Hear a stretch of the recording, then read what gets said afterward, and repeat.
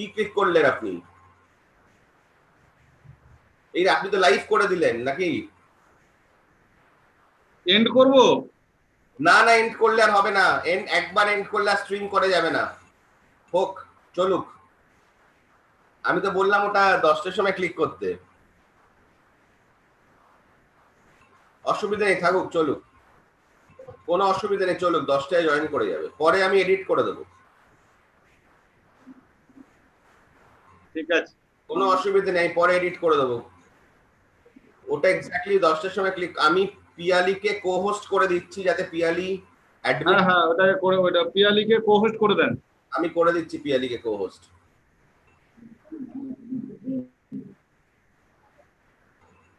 Piyali co host, হ্যাঁ Piyali co host করে দিলাম।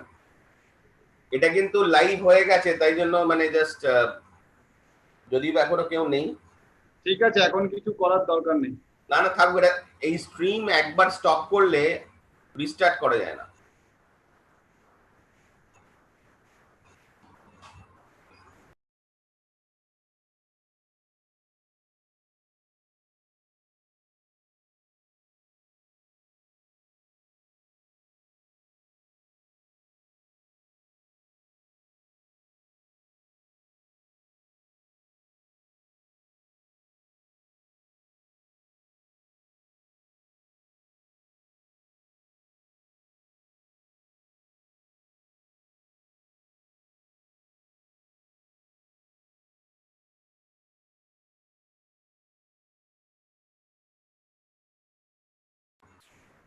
আর 10টায় যেহেতু এই সেশনটা আছে, 10টা বাজতে 5 থেকে আপনি অ্যাডমিট করাবেন সবাইকে। অনেকেই এখন রিকোয়েস্ট হয়তো করবে।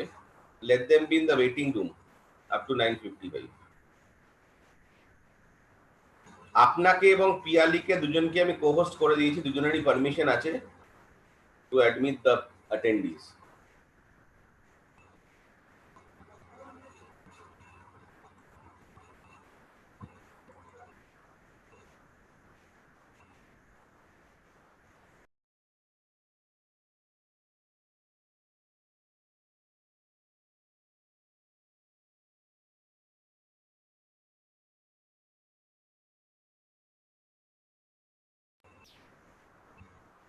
আর আপনারা যারাই কো-হোস্ট আছেন, স্পিকার ছাড়া অন্য কেউ যদি মাইক অন করে থাকে তাদের ফোর্স মিউট করে দেবেন, যাতে ব্যাকগ্রাউন্ড নয়েজটা না আসে। ঠিক আছে। তাহলে স্পিকার ভিউটা অটোমেটিক্যালি জুমে চলে আসে। যে আনমিউট করে থাকে তার ভিউটা জুমে আসে। আচ্ছা, ঠিক আছে। ওকে অভিজিৎ বাবু, আমি একটু বেরোচ্ছি। হ্যাঁ হ্যাঁ, আপনি বেরিয়ে যান, বেরিয়ে যান। ফোনে অ্যাভেলেবেল, ল্যাপটপও সাথে আছে। ওকে, থ্যাংক থাকবে ল্যাপটপে বসতে আপনি বলবেন। ইউ। ওকে, আমি আবার 2টোর আগে চলে আসবো, মানে আচ্ছা, নেক্সট এবং ভ্যালিডেটরির সময় থাকবো আমি। ঠিক আছে।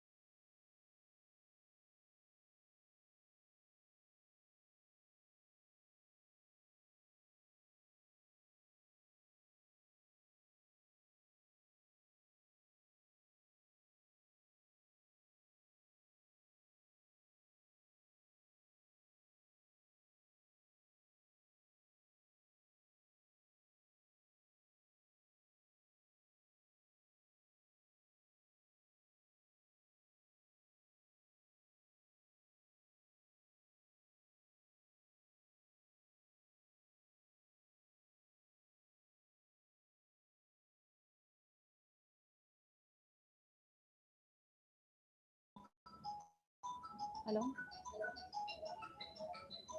ঠিক আছে।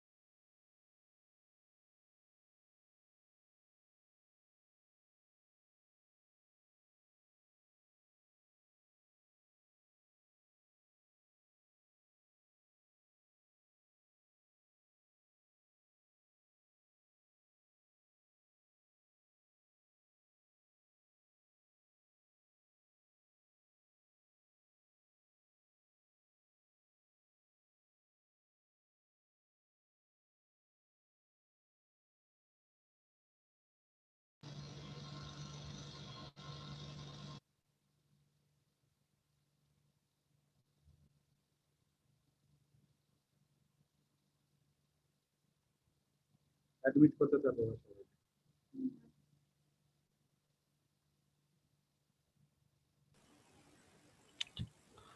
So Abhijit, I have visited all the sites where the presentation is going on. Okay, thank you, sir. So I think total 8 portals are there. So all Yes. 8 I have visited. Good, good.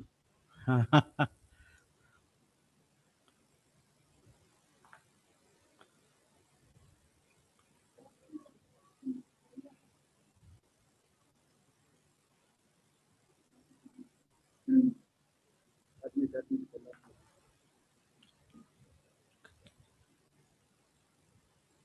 Very good.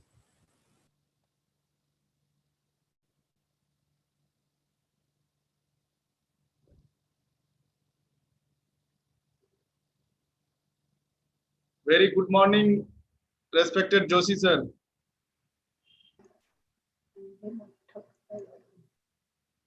Yes. Which Yes, sir. Krishna? Sir. Yeah.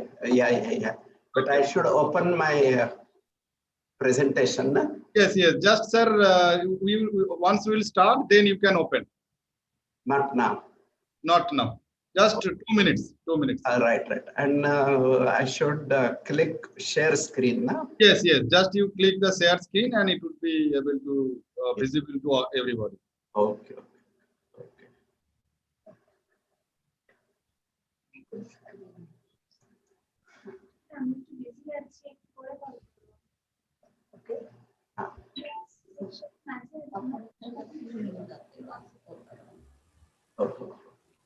आणि तोही वाचतो landline.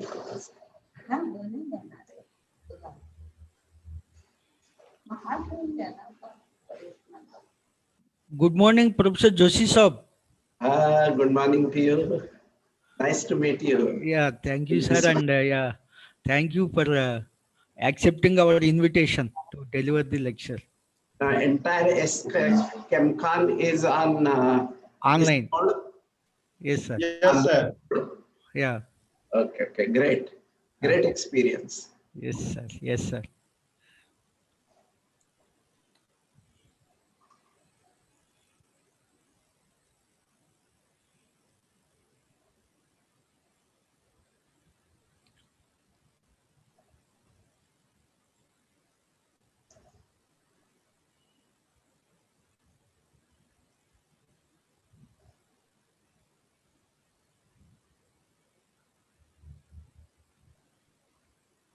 Should I share my screen? Yes, just, sir, before sharing your screen, we just formally will take the permission of our president, sir, to proceed the session. Okay. So we had our president, Professor Balsavarao ji. So, sir, can we proceed with your permission? Yeah. Please proceed by introducing the Professor J.B. Joshi sir to the audience. Please introduce. So I am requesting Ms. Subha Samazdar to give a brief introduction. Though we all know about the Professor Joshi sir, he is a renowned scientist and teacher.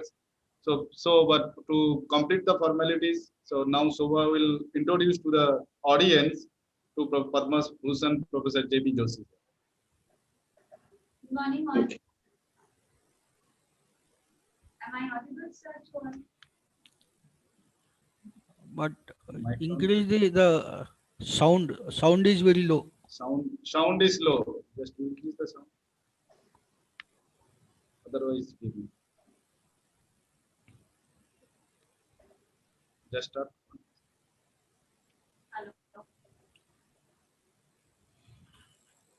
Hello. Yes. Am I audible, sir? Yeah. Some more. You have to increase the sound. Is it better? No. Not much improvement. Okay. I can introduce. Yeah, Sir, am I audible? No?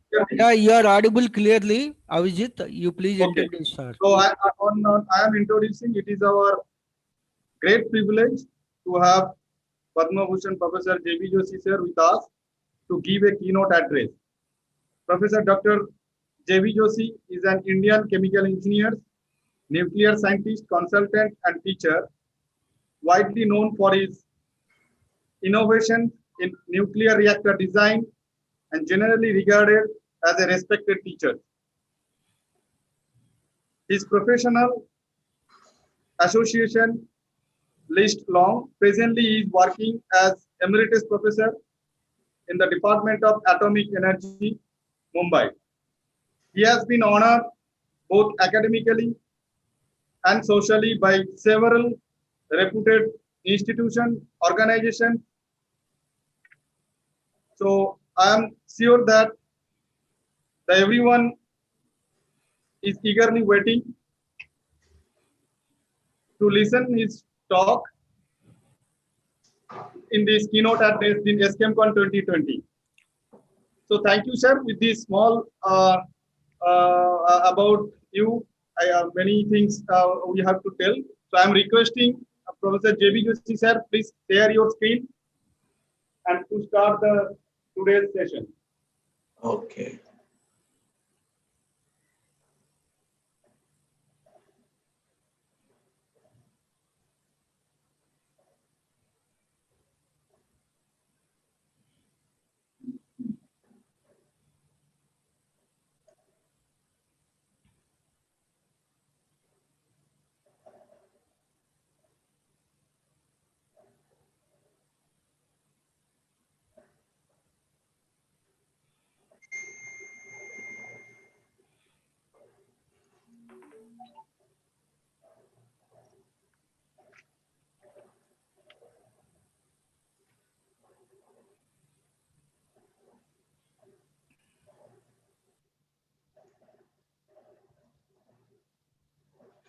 Are you able to see the presentation? Sir, yes, sir. Yeah. Am I audible? Yes, sir. Yeah. Okay. So first of all, I express my sincere thanks to the organizers of SCHEMCon and give you abundant compliments for organizing this for the cause of students. All of us are committed to the cause of students and you are executing. So congratulations. The subject I have selected is wealth generation for India through science and technology. We know that though we are called as a developing nation, on the basis of per capita income, our nation is poor. I'm going to show you numbers. And if our nation is poor, then it is a responsibility of all the institutions to commit ourselves to the cause of raising our nation and make the lives of our citizens more meaningful and more happy. And actually, it is written in the vision statement of all the institutions I have compiled of Cambridge and MIT and my institution ICT and all IITs and all NITs. All of them say in the vision statement that we will generate new knowledge for the cause of our own society and industry. That commitment is made in the vision statement by all the institutions.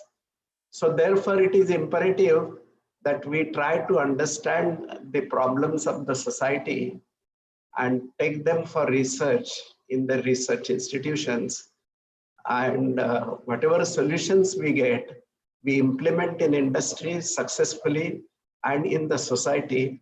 And this way, try to enhance the wealth generation. I'm going to give you a good number of success stories in this direction. So more or less you can say this is going to be a conclusion of my lecture. That is, in an educational organization, how do we attain a balance between the basic sciences, the engineering sciences, development of technologies, on the basis of innovations, not only stop here, but implement these innovations for the cause of industry and society. So this is going to be a conclusion of my lecture, which I'm telling you right at the beginning. So what I was saying was the wealth generation is of prime importance, mainly because our nation is poor. In this table, I have listed some of the nations. There are more than 180 nations, but first column is ranking on the basis of GDP. The second column is the name of nations. The third is actual per capita GDP. And the last column is innovation ranking. Now, some of these numbers in terms of GDP ranking and innovation ranking, some little bit changes are there here and there, but more or less the conclusions do not change. So in the list of 180 nations, our rank is 140 from the top. And the per capita income is about $1,688 per person, about 1 lakh rupees, approximately 1 lakh rupees per person per year. And since we are 140th from the top, it is straightforward that we are a poor nation. And as I said at the beginning, and which I'm going to repeat again and again in my lecture, that how the responsibility of the teaching institutions, how it can be made successful, that itself I'm going to repeat again and again.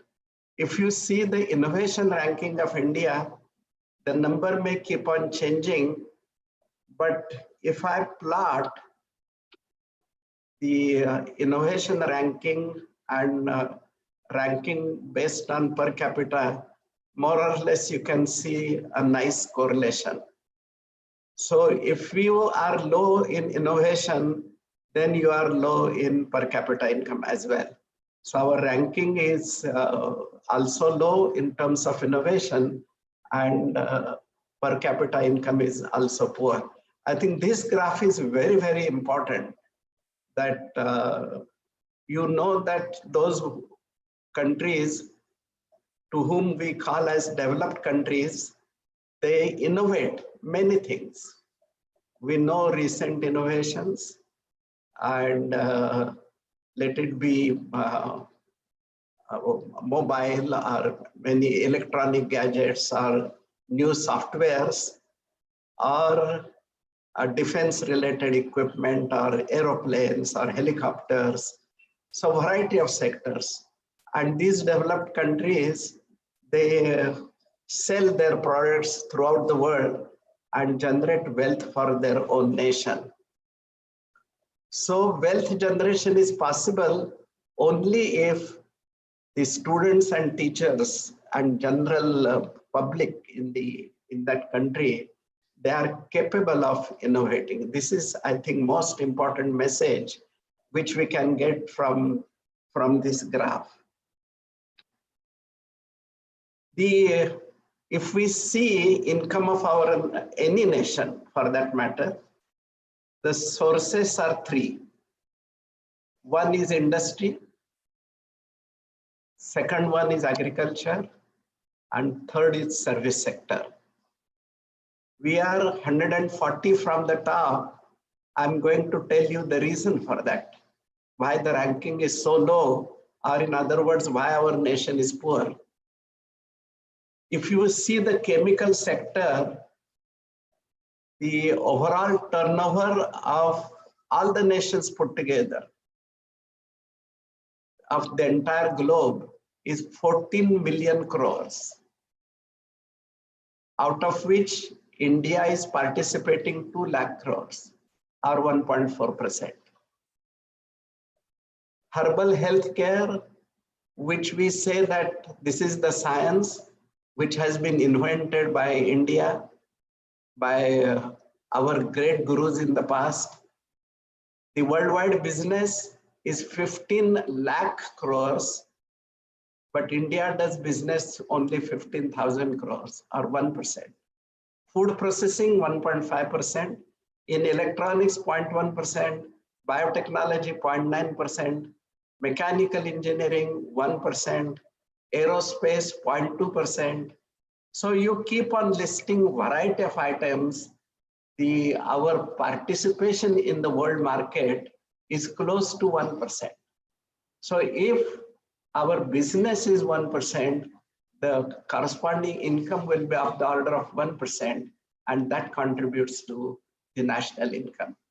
If you go to agriculture, in the second column, I have listed many crops like rice, wheat, mangoes, sugarcane, banana, cotton, etc.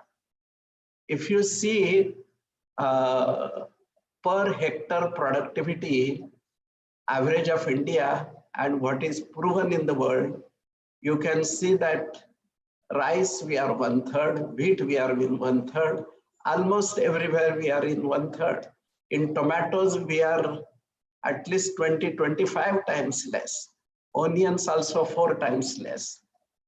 If we go to service sector, most of our engineers, after graduating, they join IT sector and apparently they get good salary. However, there is no global scale software which has been invented by an Indian engineer which can bring big money to India. We are just serving the globe, we are serving the other nations, and just for serving we are getting some salary which looks apparently good salary, but innovation wise there is very little. There are many rare cases where some softwares have been developed by Indian companies. So there are these three sources: the industry, the agriculture and service sector.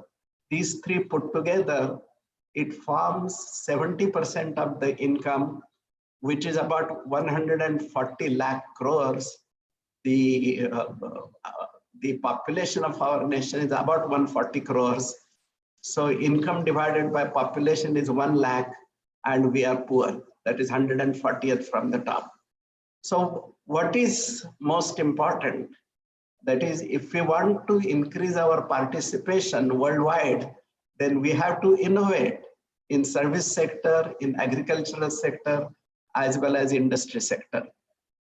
Recently, I have been in the central government committee, as well as there is a pivotal committee of Indian chemical industry, why we are not competitive.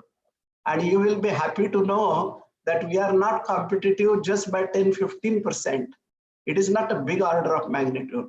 So if we reduce the cost of our products and keep quality, by 10-15%, we are going to be competitive. And using basic knowledge of in this chemical industry, chemical engineering, I'm very confident that all the institutions of our nation, they will be able to participate to make our chemical industry very profitable. And what is our participation? 1.4%. We can take it to 15 to 20%. We use the well-known chemical engineering principles for reducing the capital cost and operating cost and make our industry competitive. While we are poor, I think next 3-4 slides I want to emphasize, while we are poor in terms of agricultural income, industrial income and service sector income, what do? There are plenty opportunities provided by India, plenty. And I'm going to tell you about 10 opportunities in today's lecture, but there are hundreds and hundreds of opportunities. One such opportunity is metal titanium. The total reserves of titanium ore in the world are 600 million tons, and reserves in India are 100 million tons. We are second largest in the world. First one is South Africa, and 100 million tons. If we have a technology we can supply, we have sufficient raw material and we can supply to the entire world. There is some interruption. Somebody wants to announce something?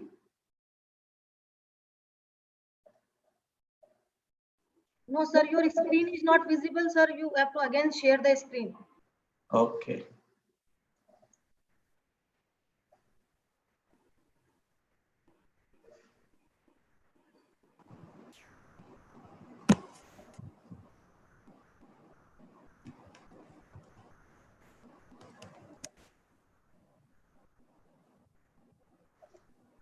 So there is a share screen option below. Yeah. Green option. Yeah. Actually, I'm clicking that. Yes, sir.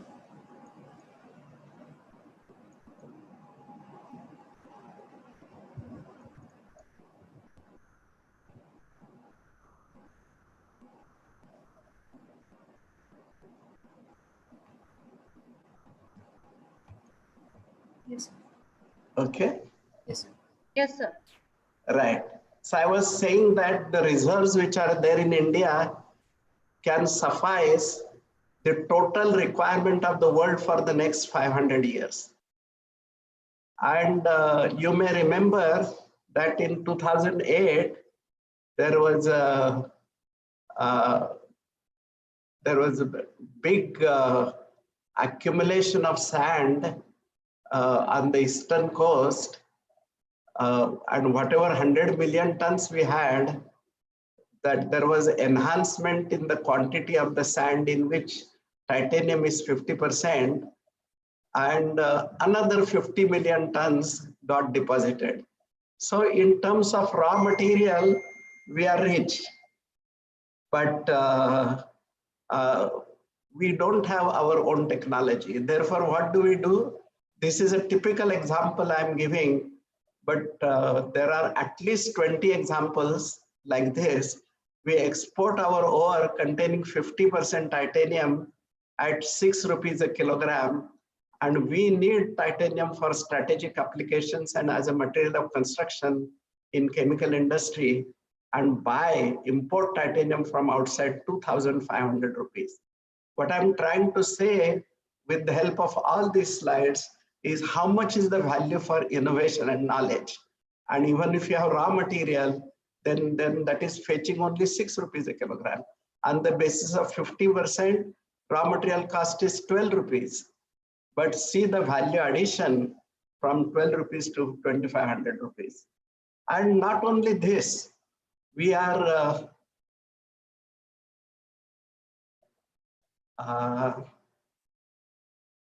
how to take it forward.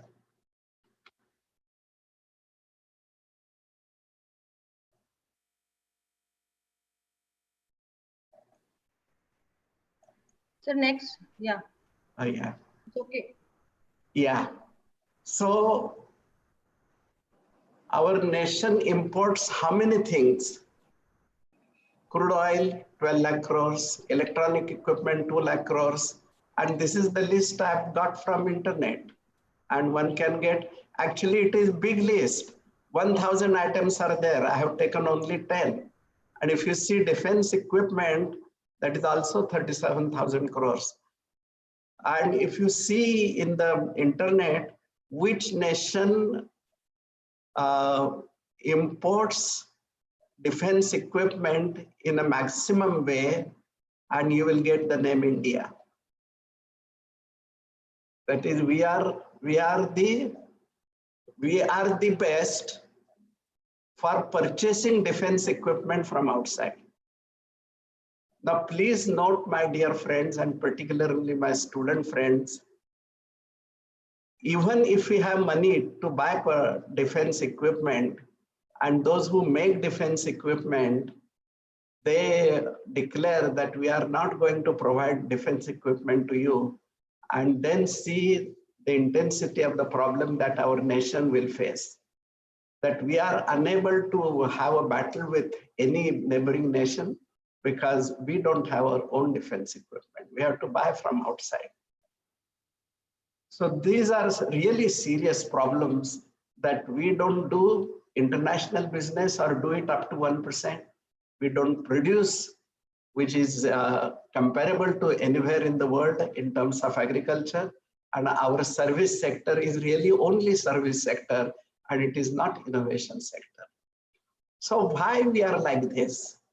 If we introspect, then there are some answers, and there is always a possibility of elevating ourselves individually, departmentally, institutionally, and nation building. Personally, I talk to large number of industries and large number of faculty members why we are poor, why we are not innovating, why we are not marketing why we are not, first of all, generating technologies which are competitive in terms of quality and performance, and also comparable or competitive in terms of cost. So I asked industry. So what do they say? We are not competitive in the world because our nation has poor infrastructure in terms of road and railways and communication. You talk about any kind of infrastructure, our nation is poor. The cost of finance is high.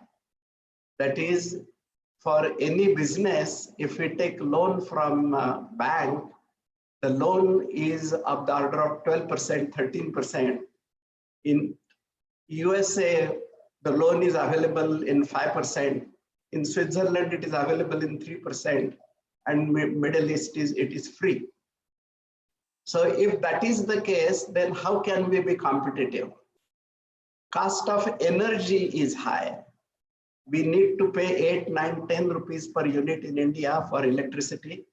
Again, in United States, it is 3, 4 rupees. In Switzerland, it is 2 rupees. And in Middle East, for business, the electricity is free. These are the conditions worldwide we cannot be competitive. Later on, I'm going to give several examples where the cost of finance or cost of energy is negligible in the cost of production. What matters is innovation, and all these are excuses. That is poor infrastructure, cost of finance, cost of energy. I'll tell you a small story. I'm having large number of PhD students all the time, and currently I'm having about 25. And in my notebook, I write some excuses, 10 excuses I write. And then when any one student comes and ask him, what has happened to whatever homework I gave you? Then he gives some excuse, and then I show him my notebook. This is yours, excuse number 7 in my notebook. So we are so much used to giving excuses or make complaints in life, but don't honestly introspect what should be our participation so that we should innovate. And whatever industry is complaining is a complaint rather than it is truth inside. I'll give you hard numbers. That is, cost of finance doesn't matter. Cost of energy doesn't matter really in the overall cost of production. They also complain that there are no incentives for research and development from the government. And most important reason industry gives for not becoming competitive in the world, that we do not get meaningful support, meaningful help from academics and R&D institutions. That is the principal reason that they give. If we ask academia why we are not innovating, their first reason is always bigger funding from government or poor availability of good students. Now this is, I don't believe, I'm teaching for 50 years now, and with respect to time, the quality of students has been improving. But once we make a complaint that nowadays there is poor availability of good students, quickly students can say that these days there is a poor availability of good teachers. If one wishes to complain and make a list for academicians 10 complaints, for industry 10 complaints, and for common citizen 10 complaints, then that will accommodate all the complaints which are, and we can make a good list of complaints, but we don't solve the problem. But what academia is saying, like industry, we do not get meaningful support from industry. That is, we do innovate, we develop product, but industry doesn't come to us and take our technology, and we keep on increasing our publications. The industry people are nice. When we go to them, they give nice lunch. They also give some gift also while coming back, but they don't take our technology. Now there are reasons, because we should understand what is the language of industry. They look at what exactly is the cost of production. And have we done actually calculating cost of production by any innovation in academic institutions?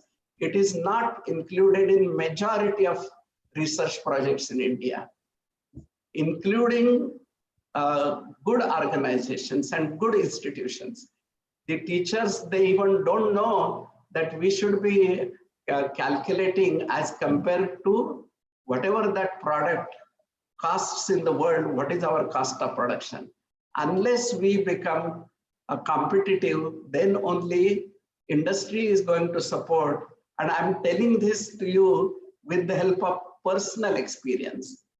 There are, while I'm now helping about 10 industries, there is a big queue behind, and I'm unable to serve them because I should be meaningfully helping them if I accept the work.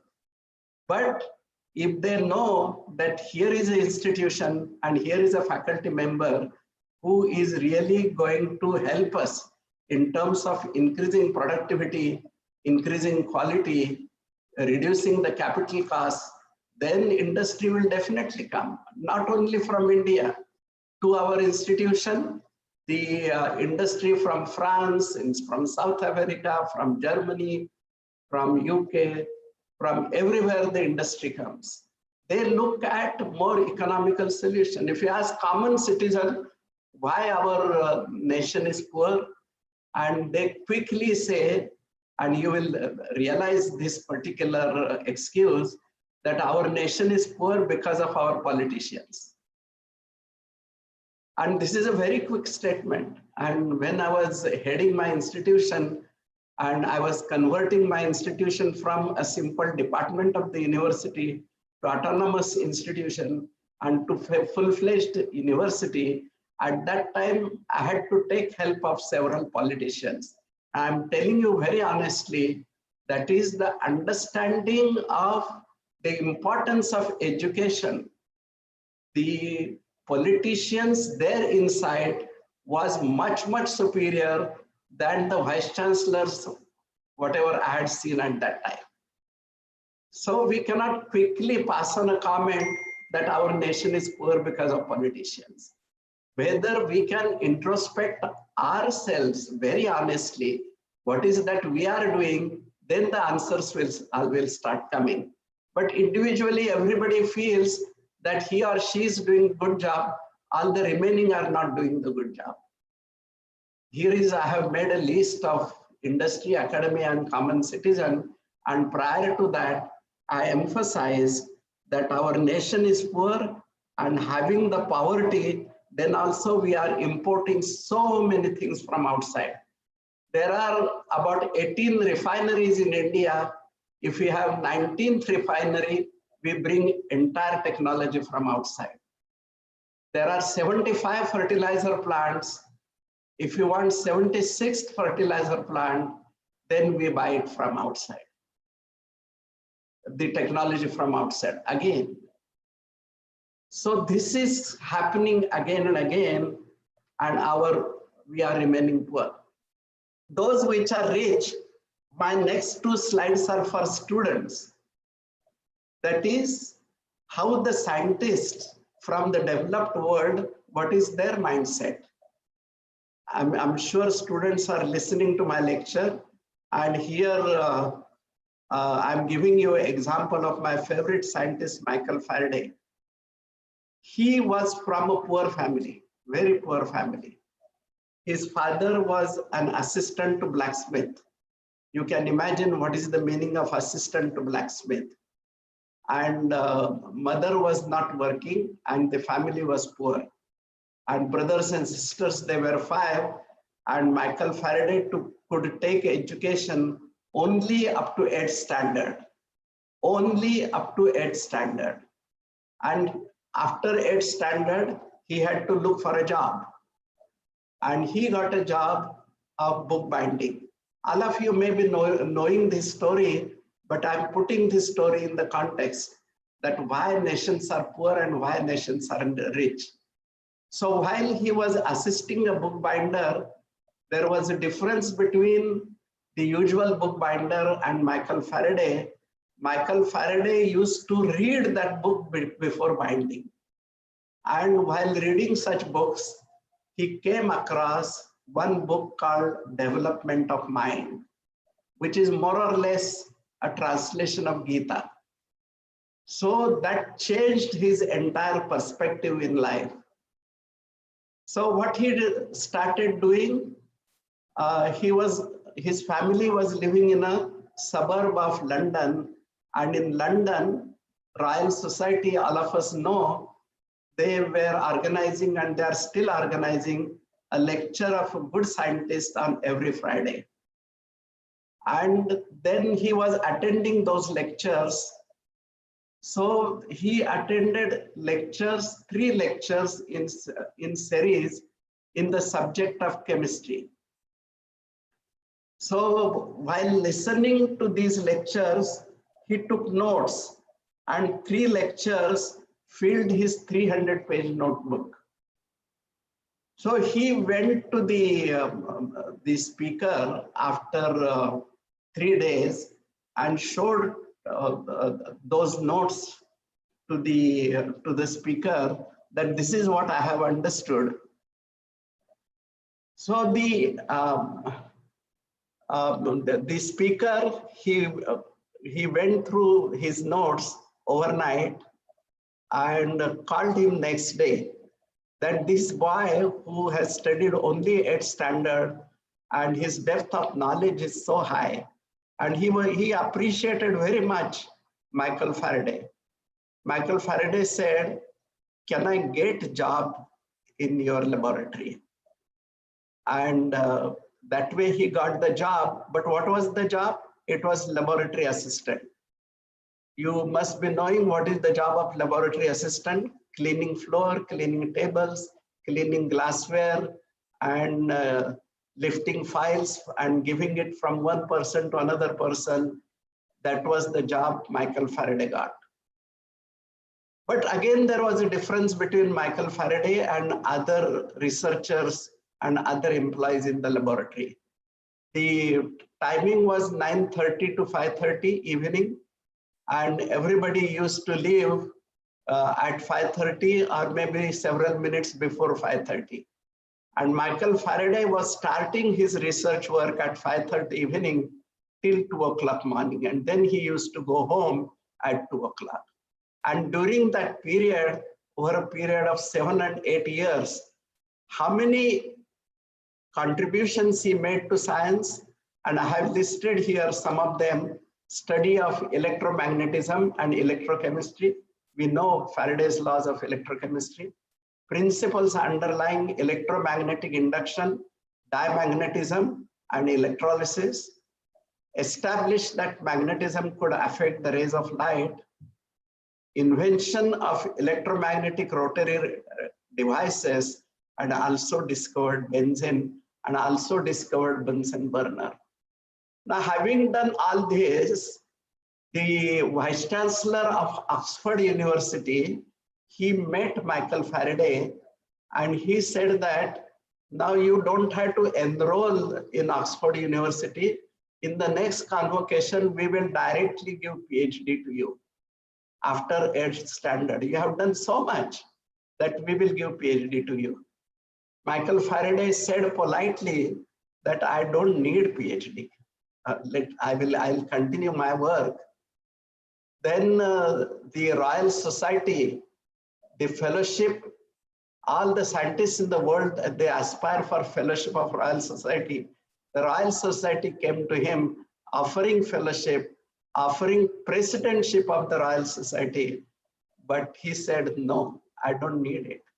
I'm telling you what are the complaints, list of complaints made by industry, made by academicians, and made by society in general, why we are poor, and how the developed nations and the scientists in those nations work. I'm giving some representative examples. The Queen of England, she wanted to honor Michael Faraday, and he politely said to the Queen, I don't need.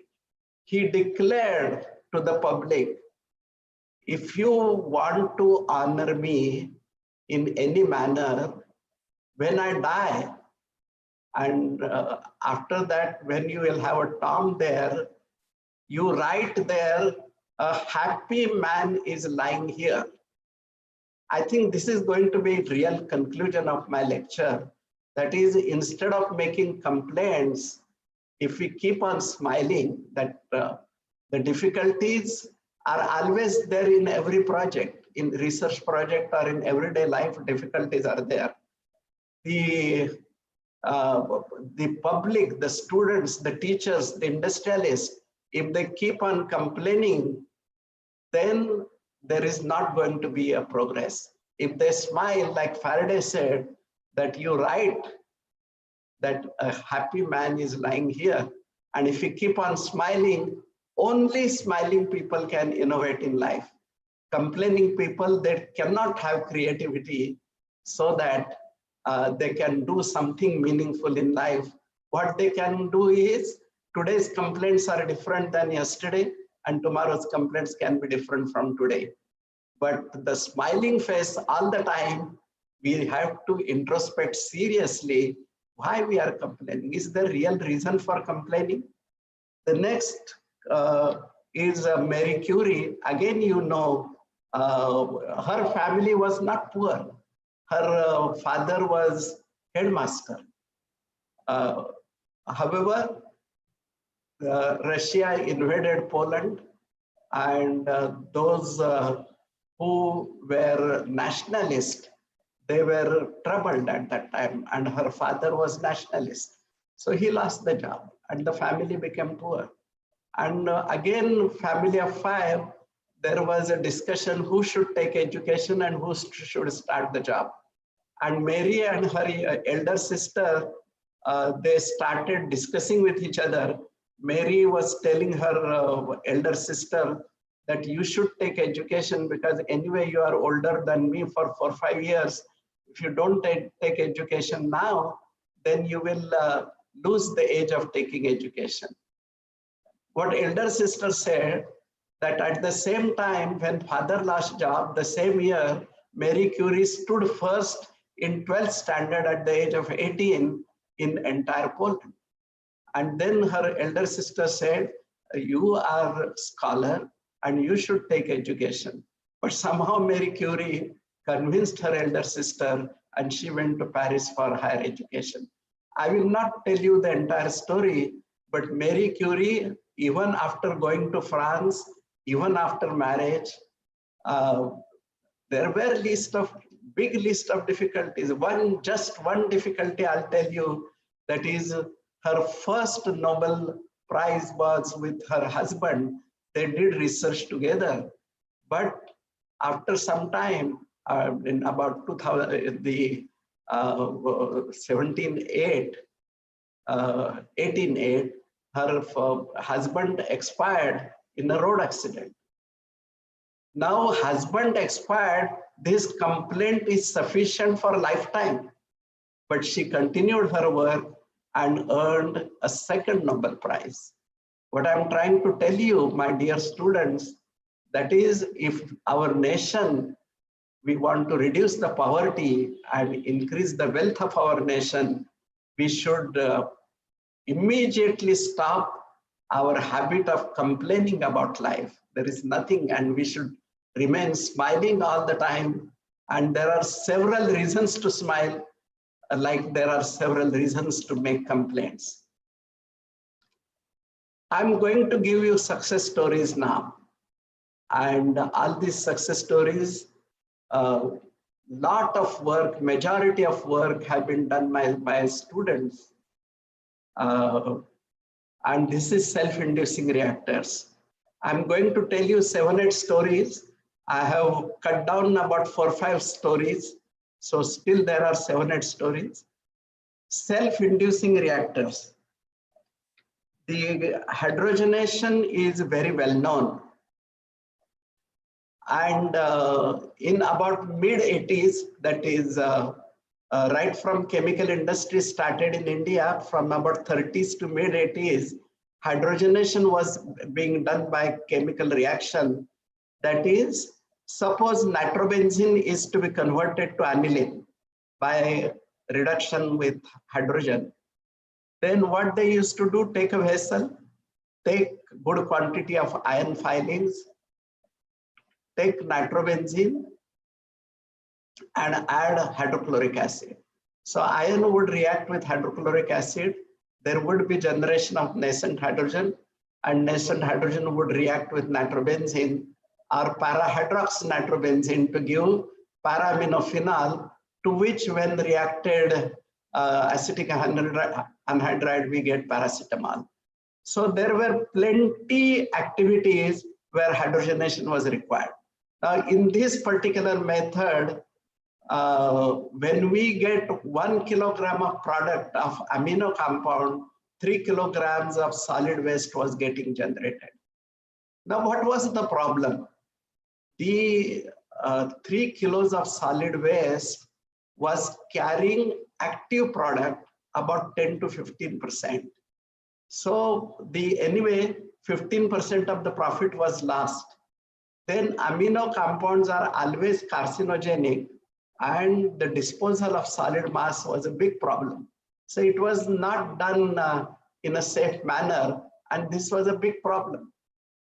And industrialists in India, they were knowing that worldwide there is a cleaner and greener process, that is catalytic hydrogenation. And some hydrogenators were designed in India, but hydrogenation used to take 2 days, 3 days, 5 days, because hydrogen solubility is pretty poor, and most of the hydrogen was escaping at the top. So such good efficient hydrogenator was available in Switzerland. So one of my industrialist friend, he asked me to go to Switzerland and try to get a quotation and reactor from Switzerland, where the hydrogenation was happening in about 3 to 4 hours and not 3 to 4 days. So I went to Switzerland and met the managers from the manufacturer, and then they were ready to sell, but the cost of 2-ton reactor was quoted 10 crores of rupees. 2-ton reactor, 10 crores of rupees. So if we pay 10 crores of rupees, anyway, that kind of money we will never have. Then the loan, the depreciation, whatever we get per kilogram of product, we can never be competitive in the world. So the cost of the equipment itself, 10 crores if we import, then the two reasons, the two complaints, that the cost of finance is high and cost of energy is also high. Those are valid if we are importing from outside. The cost of energy is high because we need to run for our local technology. If you buy from outside, we have to pay interest and pay depreciation.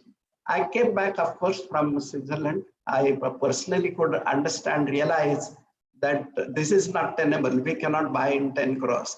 Anyway, the metal content of the reactor was only worth 15 lakh rupees.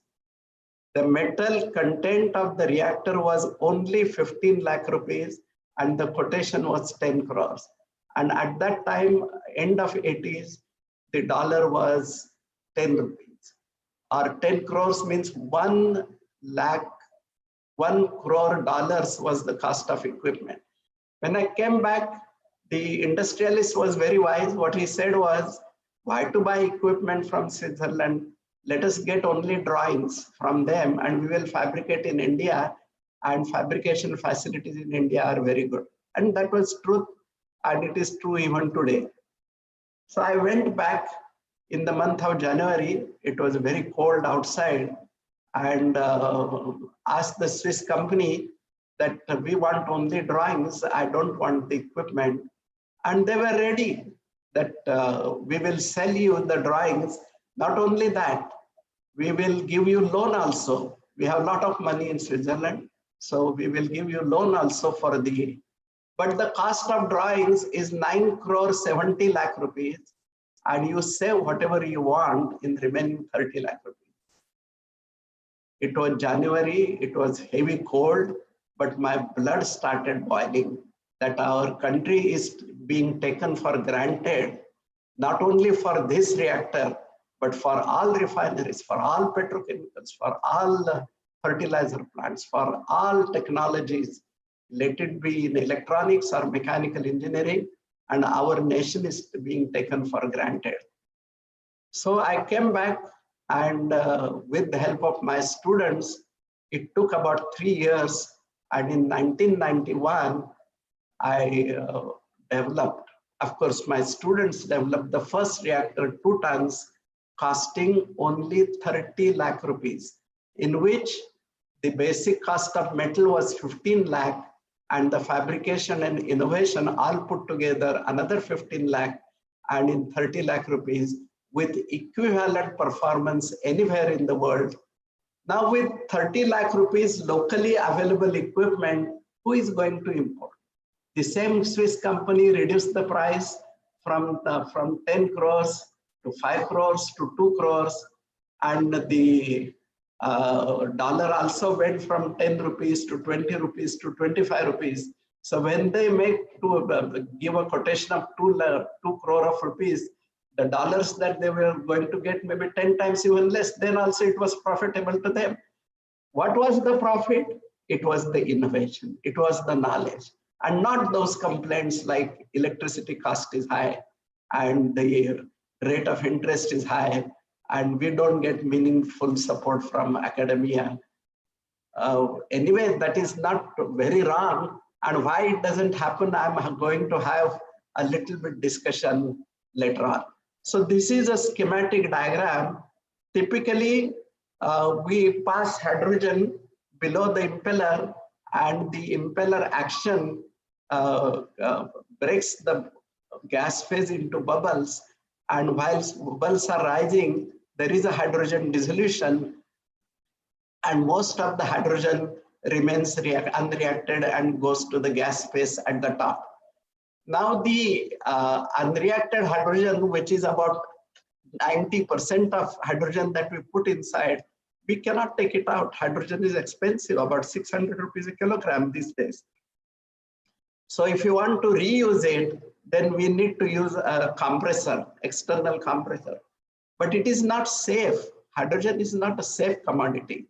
And compressors are also expensive, sometimes even more expensive than the reactor itself. So self-inducing reactor, you can see the same impeller in the stir tank is now covered by a stator like our pump, and there is a hood above the impeller, and there is a concentric cylinder around the shaft, and there is an opening at the top for gas entrance. So whenever we rotate the impeller, we know Bernoulli's principle. Those we are chemical engineers or civil or mechanical or aerospace, all of us know Bernoulli's principle. The total of kinetic plus potential plus pressure energy remains constant. If you increase the kinetic energy in the vicinity of impeller, there is a reduction in pressure. So at the level of impeller, the pressure above it is H rho g. So unreacted hydrogen which goes at the top, it cannot enter just like that because it has to overcome H rho g. But when impeller rotates and in the impeller region, the actual pressure is less than, the reduction in pressure is in such a way that the actual pressure is less than the gas phase pressure, the self-induction starts. So we pass gas, unreacted gas goes at the top, it recirculates to the reactor, and there is 100% utilization. And such systems are known as dead-end systems.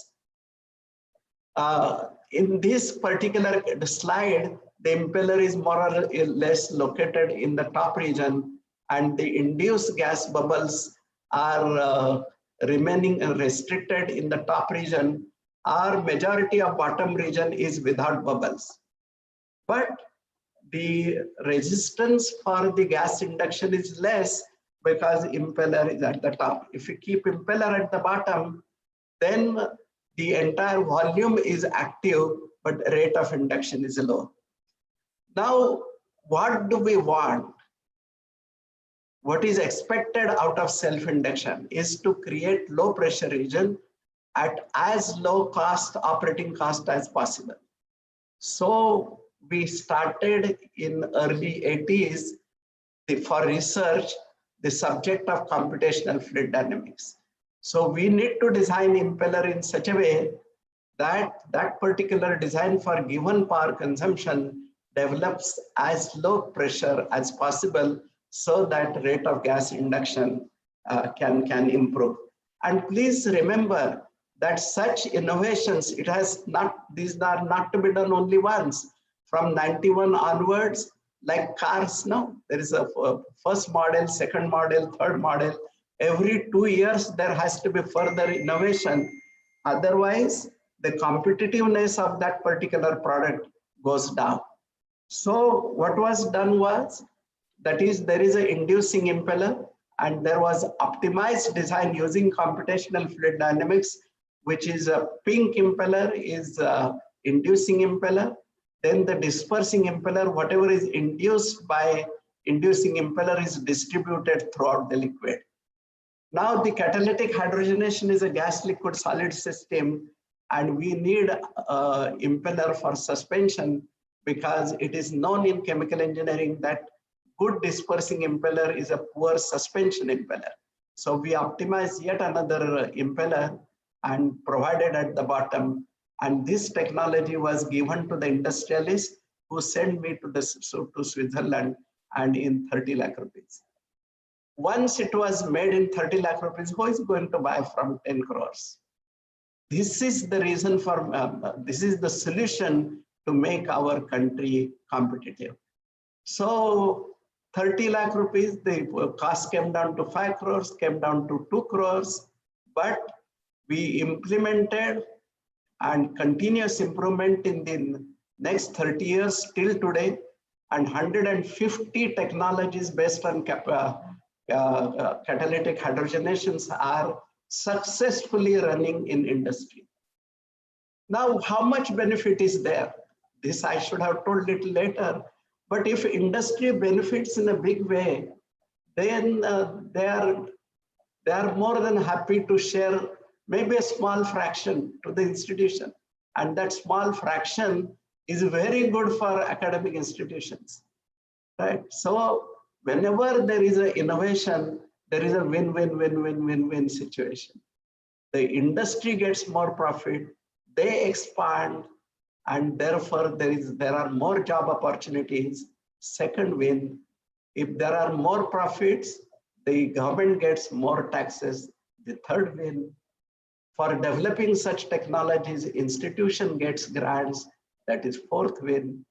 The teacher who is developing the technology, he gets royalty. That is fifth win. The students get fellowship. That is the sixth win.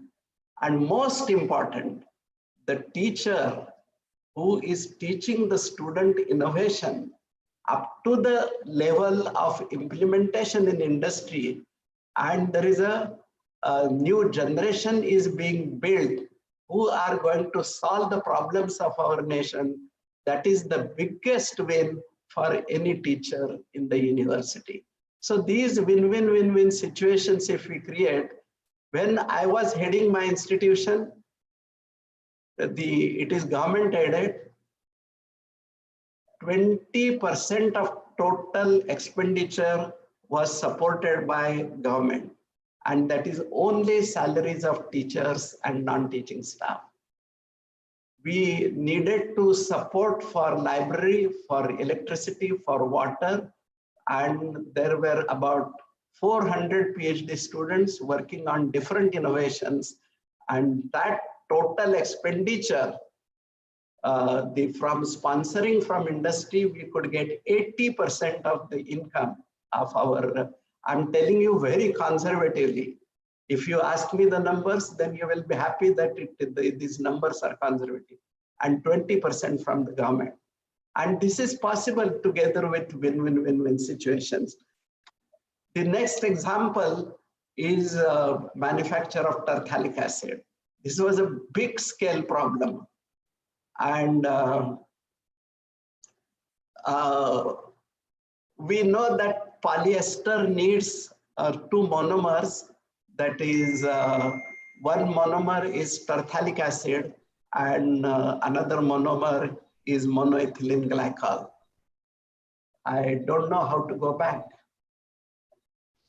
Sir, your screen, again you have to share the screen, sir. Okay.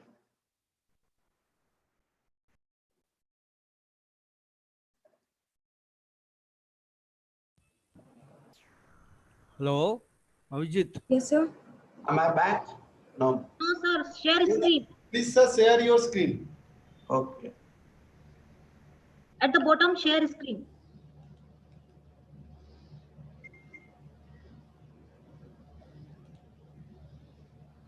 I'm clicking.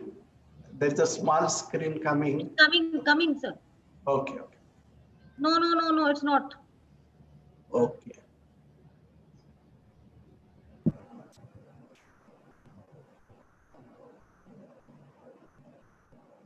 So that share screen button. Sir, share screen button at the bottom. Right. Yeah, excuse me, Dr. Madhu. Yeah. Yeah, this is Dr. S.K. Gupta. Can we disable the sharing of screen of other participant? Because of that we are having a...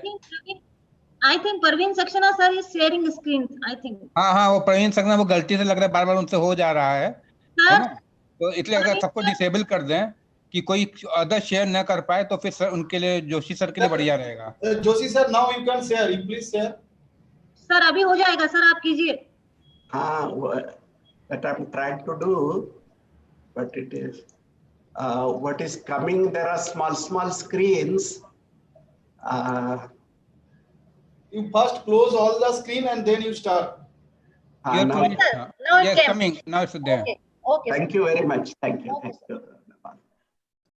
So the one of the monomers for polyester is tartalic acid, and it is made by catalytic oxidation from paraxylene.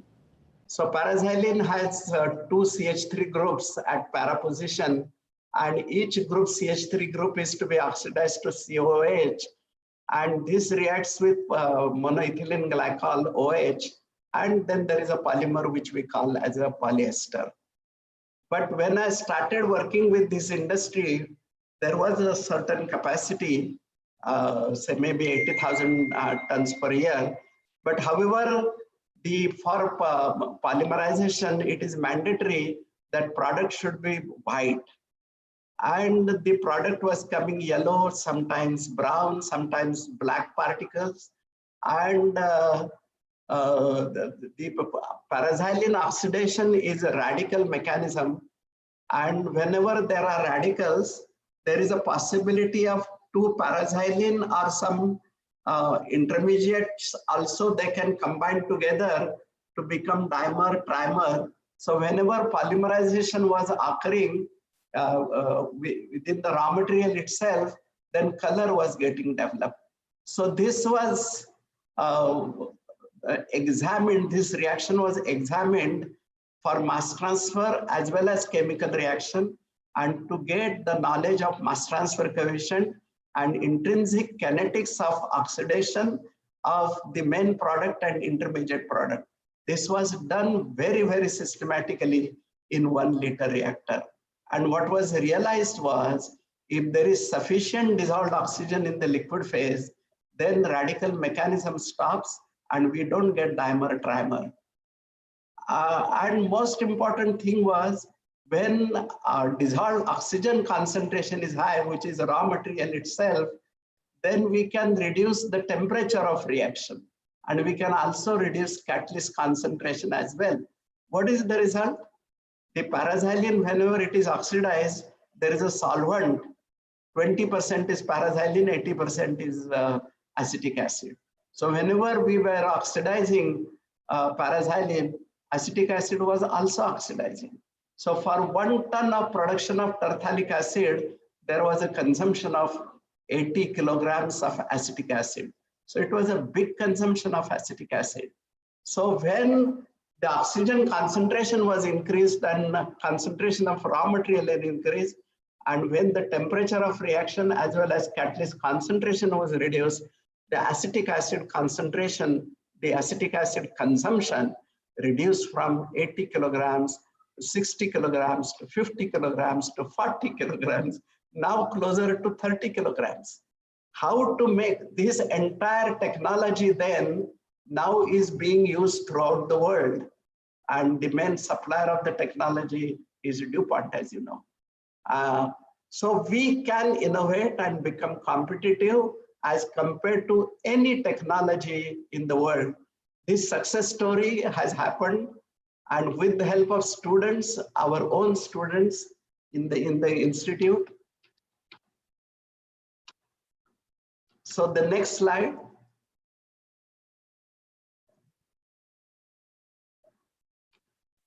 And I have shown schematically the impellers.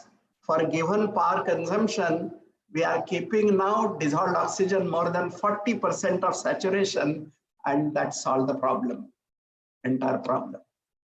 Next example is carbon nanotubes. For some application, I wanted carbon nanotubes for myself. Therefore, I asked for quotation, and one US company quoted $60 for 1 gram. My dear friends, I'm repeating again, for 1 gram of carbon nanotubes, $60. There was a Chinese company, and we know that Chinese products are more economical, but $10, about 700 rupees per gram. And carbon nanotubes are required for strategic applications, and one of them I'm going to explain a little later. Then I started developing technology myself and with the help of students. And I had started working with atomic energy then, and the scientists, for all the innovations that I'm going to explain to you, there is always a collaborator. Because I, as a chemical engineer, I know transport phenomena, I know reaction engineering, I know process control, I know process engineering, but I don't know many things. I don't know structure property relationship, which materials engineering people try to understand. So I need to take help of variety of people. Unfortunately, I was in atomic energy, and the materials group, all the scientists, as well as their bosses and the main boss, all of them, they took this as an important problem. And then the most important contribution was, of course, by students. And here you can see a fluidized bed at the center and carbon black of about 50 microns was fluidized with the help of argon. And with the help of a pink furnace, we could maintain the temperature. For carbon nanotubes, certain carbon source is required, and which was acetylene to begin with, but then we switched over to methane. And the first reaction is cracking of the raw material methane to generate carbon, and then of course the carbon bearing compound like acetylene, first of all in a fluidized bed, has to go from bubble phase to emulsion phase, from emulsion phase to the surface of the particles, fluidizing particles. From the surface, there will be internal diffusion, and acetylene, it is required by internal diffusion to go up to catalyst site, and cracking would occur. When the catalyst becomes saturated with carbon, then there is a desorption of carbon, and during the desorption process, carbon nanotubes are formed. And this was made successful. So this is a reactor about 4-inch, 10 centimeter in diameter, and which would make about 200 grams of carbon nanotubes per batch. But it would take about 3 to 4 hours. And it was mainly because when it was investigated in detail, it was understood that it was diffusion controlled, diffusion of acetylene. So any attempt to increase the temperature and increasing the rate, the activation energy for diffusion is pretty low, and there was not useful. Therefore, another continuous reactor was designed where the catalyst, that is ferrocene, was of the size of 2 to 8 nanometers. Now the diffusional resistance was eliminated. We could go to 1200 degrees centigrade. The residence time reduced from 4 hours because of the good activation energy to 2 seconds. And here is a continuous reactor where we could make 2 kilograms per hour, maybe now 100 kilograms even per day. And here are some single walled and high resolution TEM, and of course Raman was taken. All the properties were taken. I have slides to show you that these are of excellent quality, equivalent to imported grade. Then this is out of applications of carbon nanotubes. One application is to make composite, and here it was composite with high molecular weight polyethylene to make bulletproof jacket. So a group of students under the guidance of the BRC scientists and support from the entire management, they could make composite, and they stitched, students themselves stitched the bulletproof jacket, about 10 in number.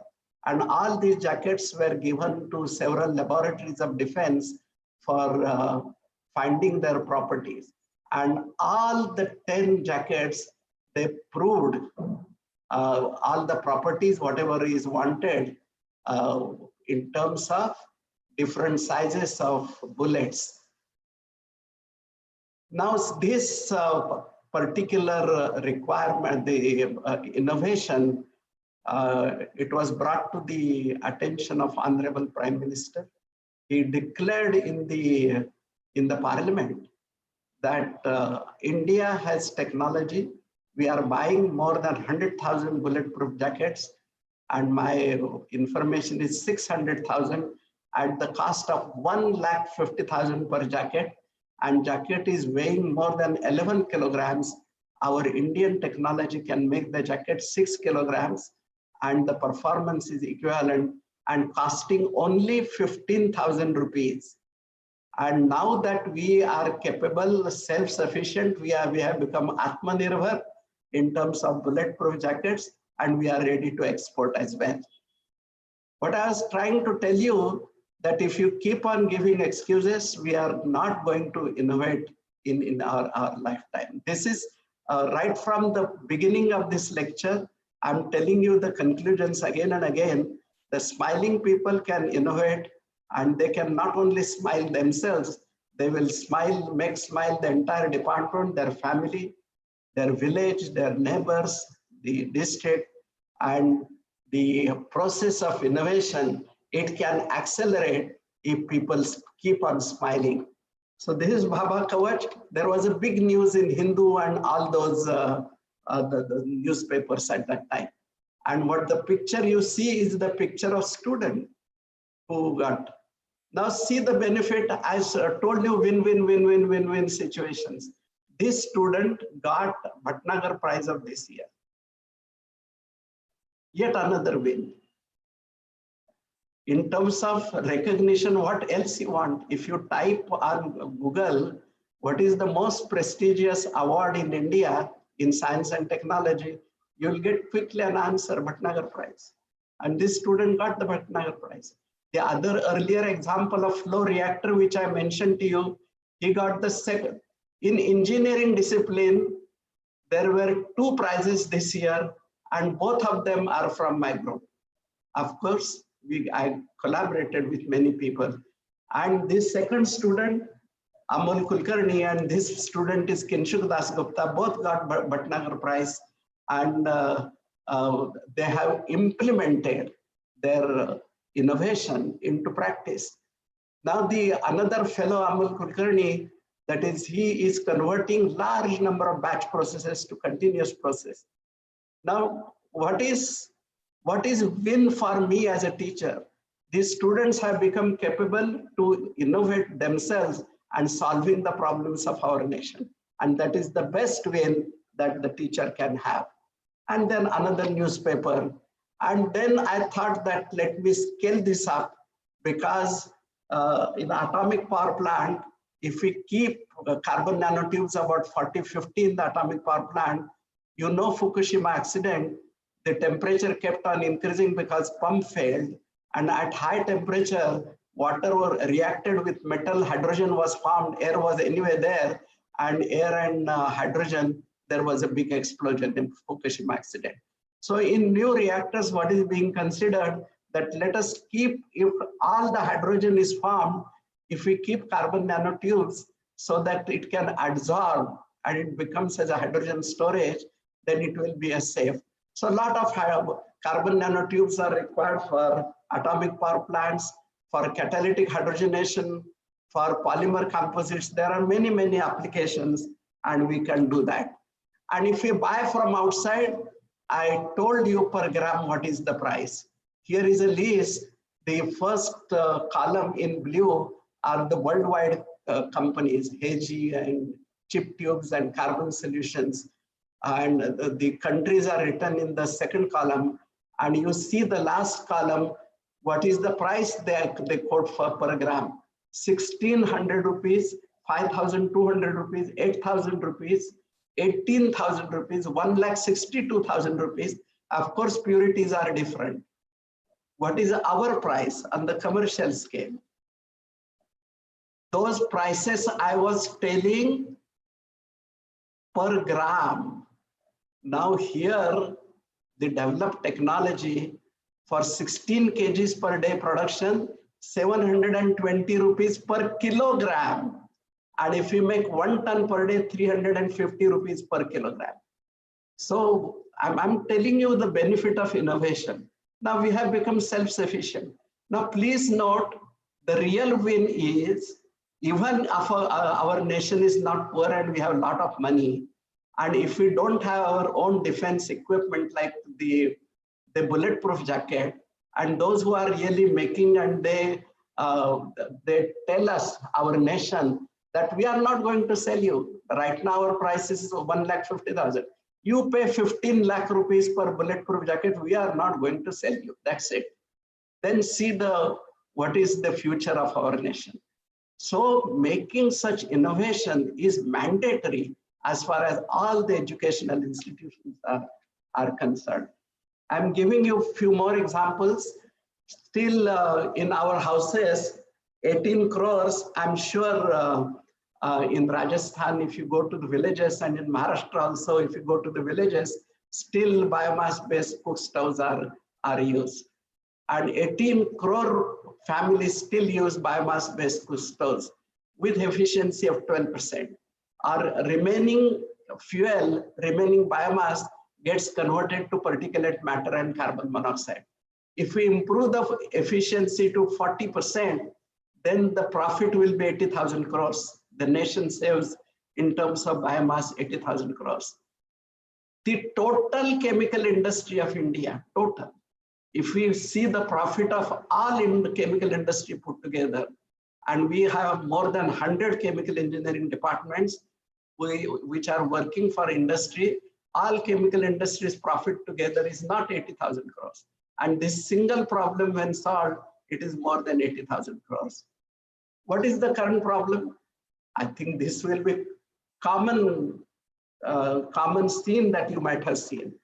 Lot of soot, and then for getting better flame, a small cylinder is being used for the availability of oxygen and improving the combustion process. Similarly, similar combustion problem is in internal combustion engines. And this is the story of United States. Why it is a developed nation? The Princeton University, you see the purple color, they collaborated with national laboratories, SNL, LANL, and LLVL, as well as the manufacturer of the vehicles, General Motors, Ford, and Chrysler. First of all, they identified the problem. That is why the present efficiency of internal combustion engine is only 28%. So flame quenching, soot kinetics, complex composition of gasoline, flow through intake and exhaust, influence of fuel variability and knocking. These are the problems. And again, the computational fluid dynamics was useful. So whether every point within the internal combustion engine, whether it can be made efficient, is any point, is it dead? Is it a dead zone? And they improved the efficiency. Here it will say that the starting efficiency was 25%, the top green, whereas there was a loss was 5% in friction, 30% in coolant, 40% in exhaust.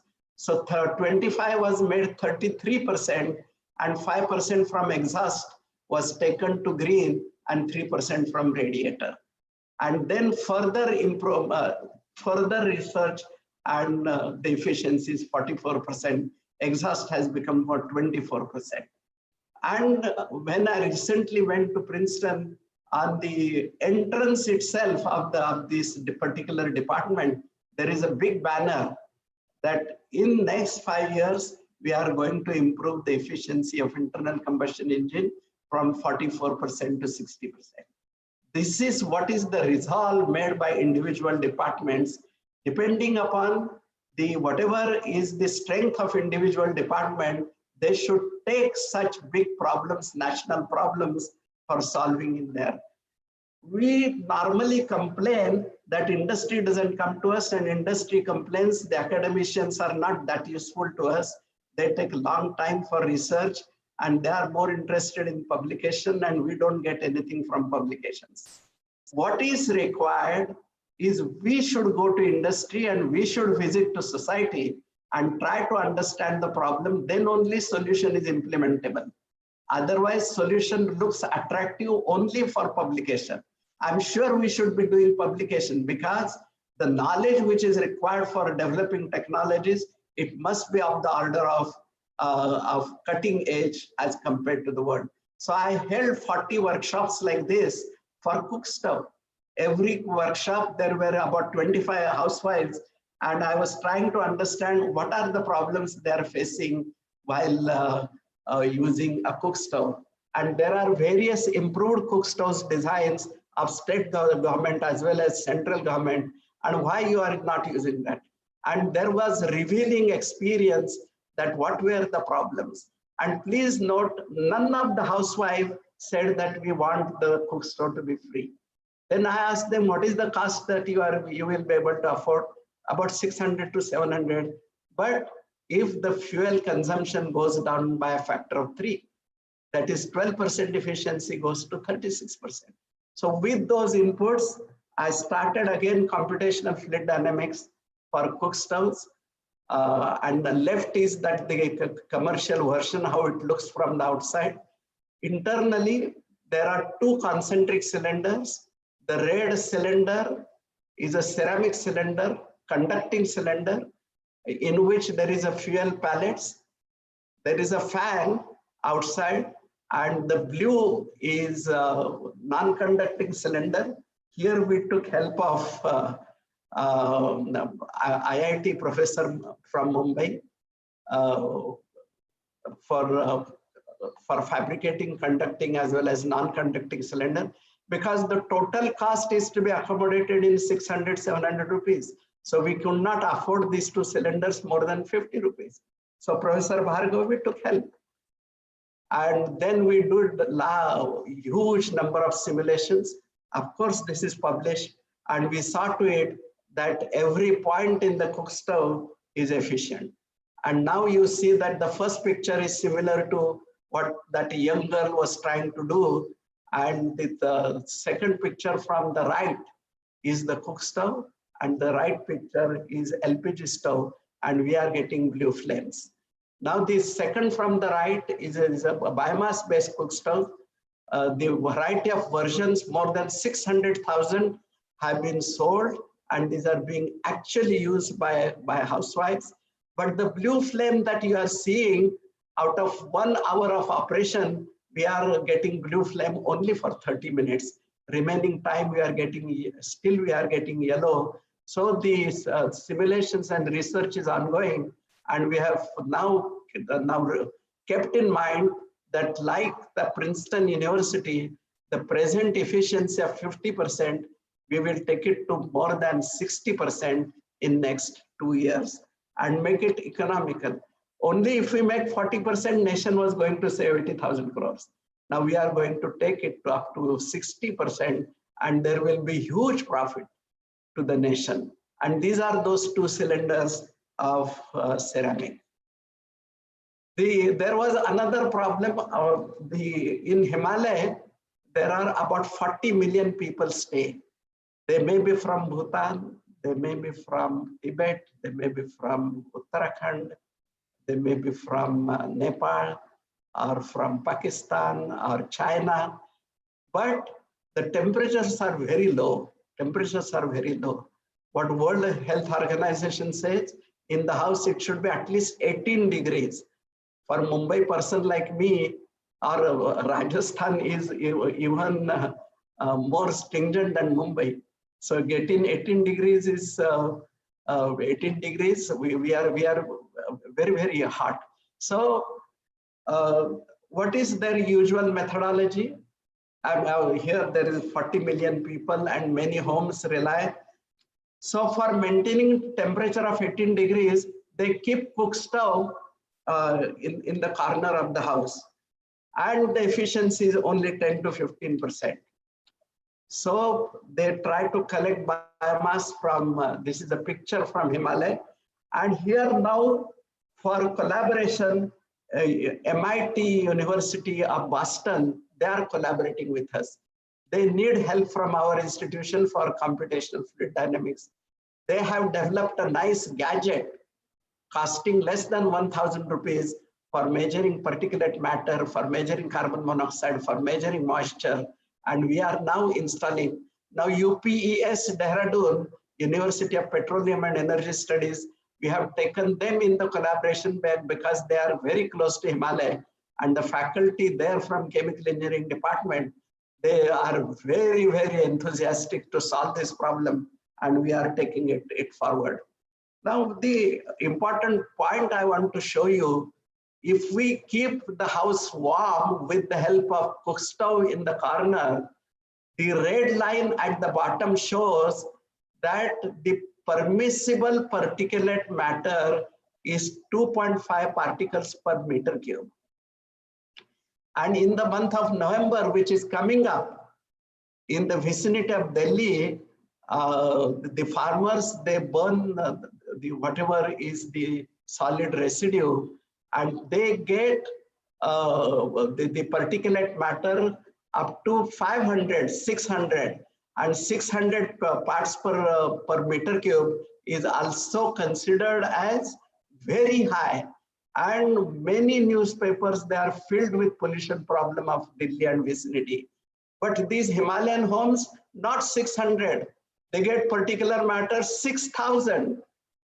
And this problem has to be solved. Now, with the help of improved cook stove, together with perhaps we will use solar energy, we may change the design of the house also. That is the amount of enthalpy required for for keeping the house warm, that can be reduced. The entire heat required is equal to heat loss from the. So whether there can be simple solutions to redesign, or whatever the mats the local people make, it is sufficiently non-conducting. So as a first solution, we covered the walls of Himalayan homes with the local mats, and the fuel consumption reduced by a factor of 3, and therefore particulate matter reduced by a factor of 3. So we are going to find out scientific solution to these problems. I can keep on telling large number of examples, but this example I like very much. There is a agricultural residue which is creating problem, not in Delhi. Delhi problems comes in newspapers, but burning of biomass by farmers is an Indian problem, not it is a Delhi problem. So available extra biomass, I have made a listing of this. There may be some small change here and there, but 300 million tons of extra biomass is available in India. So this biomass can be, in one of the earlier slides I showed you that we are buying crude petroleum worth 12 lakh crores. What I'm going to show by this example, that we can be self-sufficient in terms of energy by using our own biomass. We don't need to import. And some of our educational and research institutions, they need to come together. But I'll tell you what is the effort made by our institution. And here big collaboration is from Jaipur University, that is the Manipal campus of Manipal campus in Jaipur, and Professor Abhishek Sharma is collaborating with me. And most of the students working on biomass, they are housed in Jaipur. And whenever I come there now onwards, I'll be happy to come to your department. So biomass, there are many technologies, and today I'm going to explain only biomass pyrolysis. And any biomass, when heated in absence of oxygen, we get gas, liquid, and solid. The gases are carbon monoxide, carbon dioxide, methane, ethane, and low molecular weight compounds. The liquid has properties similar to crude oil, but oxygen is more. But later on, I'm going to show that this liquid can become an excellent feedstock for chemical industry. The char, these experiments also we are going to do it in Rajasthan. That is, the land of India has become unfertile. I showed you the productivity is almost 1/3 as compared to what is known in the world. And this is because of unfertile. And if we do soil analysis, we come to know what is the difference between a fertile soil and unfertile soil. All those differences can be injected on this char, a product of biomass pyrolysis, and char we can use it as a soil conditioner. We are importing lot of edible oil, more than 20,000 crores. We are self-sufficient in terms of rice, wheat, etc. But as far as edible oil is concerned, we are importing. Therefore, we took again with the help of Agricultural University and with the help of several farmers, we tried to make unfertile land fertile by using biochar. The unfertility is mainly because of organic carbon, and there are several macronutrients which are absent, which got consumed over the years, and there has been no replenishment. And here you can see that these are individual plots, and for any, suppose I want to put 2.5 tons per hectare of char, then I need to do 36 parallel experiments. That is the protocol of Agricultural University. And if I want to do biochar together with some micronutrient, another 36 experiments. So typically we do 360 experiments simultaneously of about 10 meter square plot. And we have been able to show that the productivity can be improved. If the land is already fertile, the improvement can be only 10-20%. If the land has become unfertile, it can be 70%, 80%. And if we take help of other developments in agricultural sector, it can be even 300%. So the problem of the agriculture, it can be solved. It is a solvable problem. But now what I'm explaining it to you is the liquid product. It can become crude petroleum. But if we analyze, it has many very, very interesting compounds, phenol and perfurol and diacetone alcohol and good char. So 1 kilogram of biomass can give 22 rupees. And this is very beneficial business. So what I thought was whether... Sir, I think we are unable to hear you. Or maybe some mic problem. But I'm able to hear.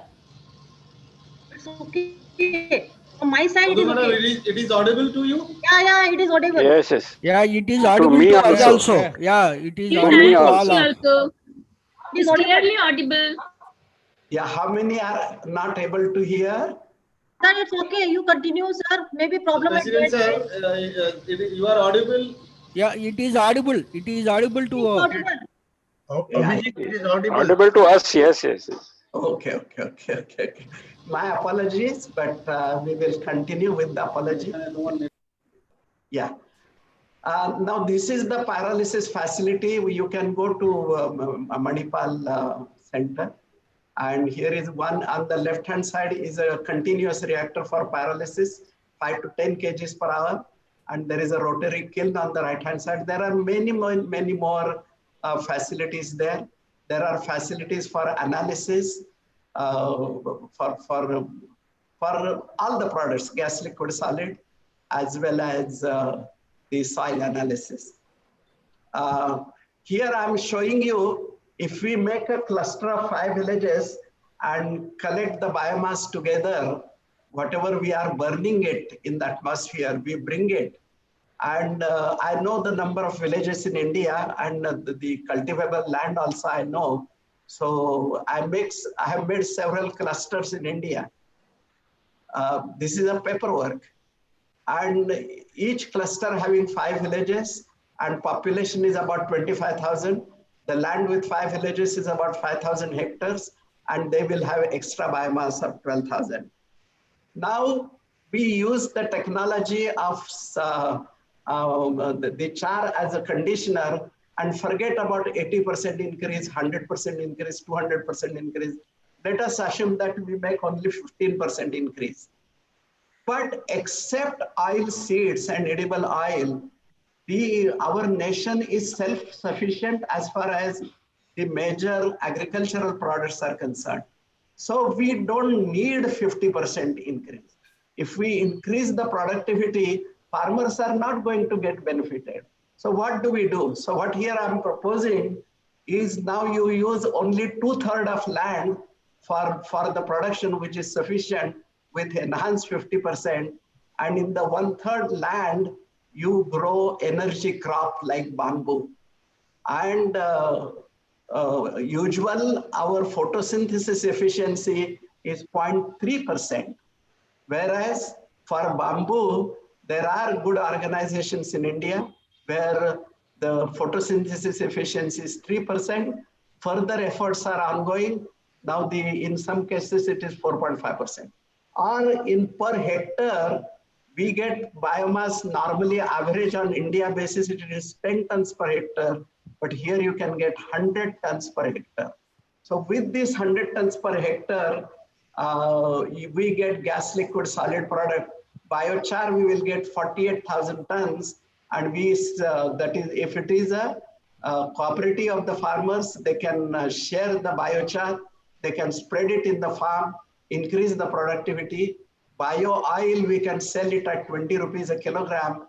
And for the cluster of five villages, the total income will be 142 crores.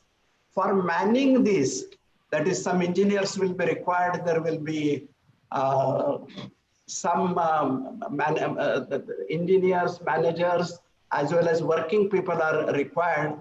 So if we give 3 rupees to farmers for their biomass, they will get more than 3 lakh rupees per hectare. And you move in Rajasthan, there is no crop in Rajasthan or in India that which gives 3 lakh rupees per hectare. It is very, very profitable.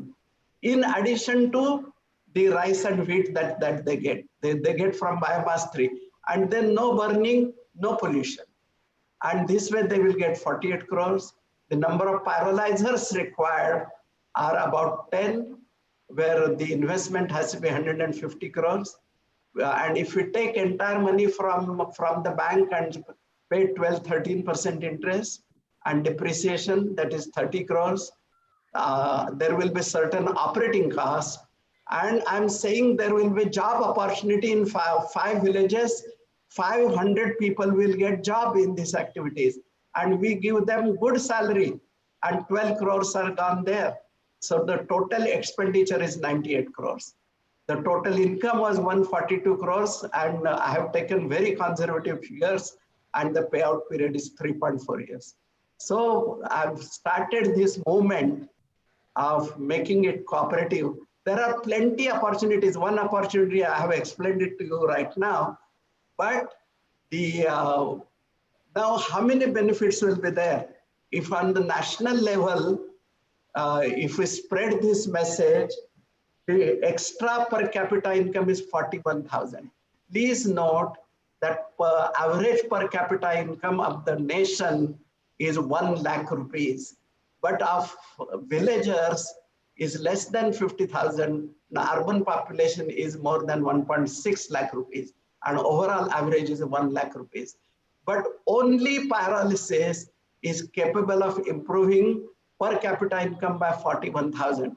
I will definitely tell you 2 more examples where there will be further increase.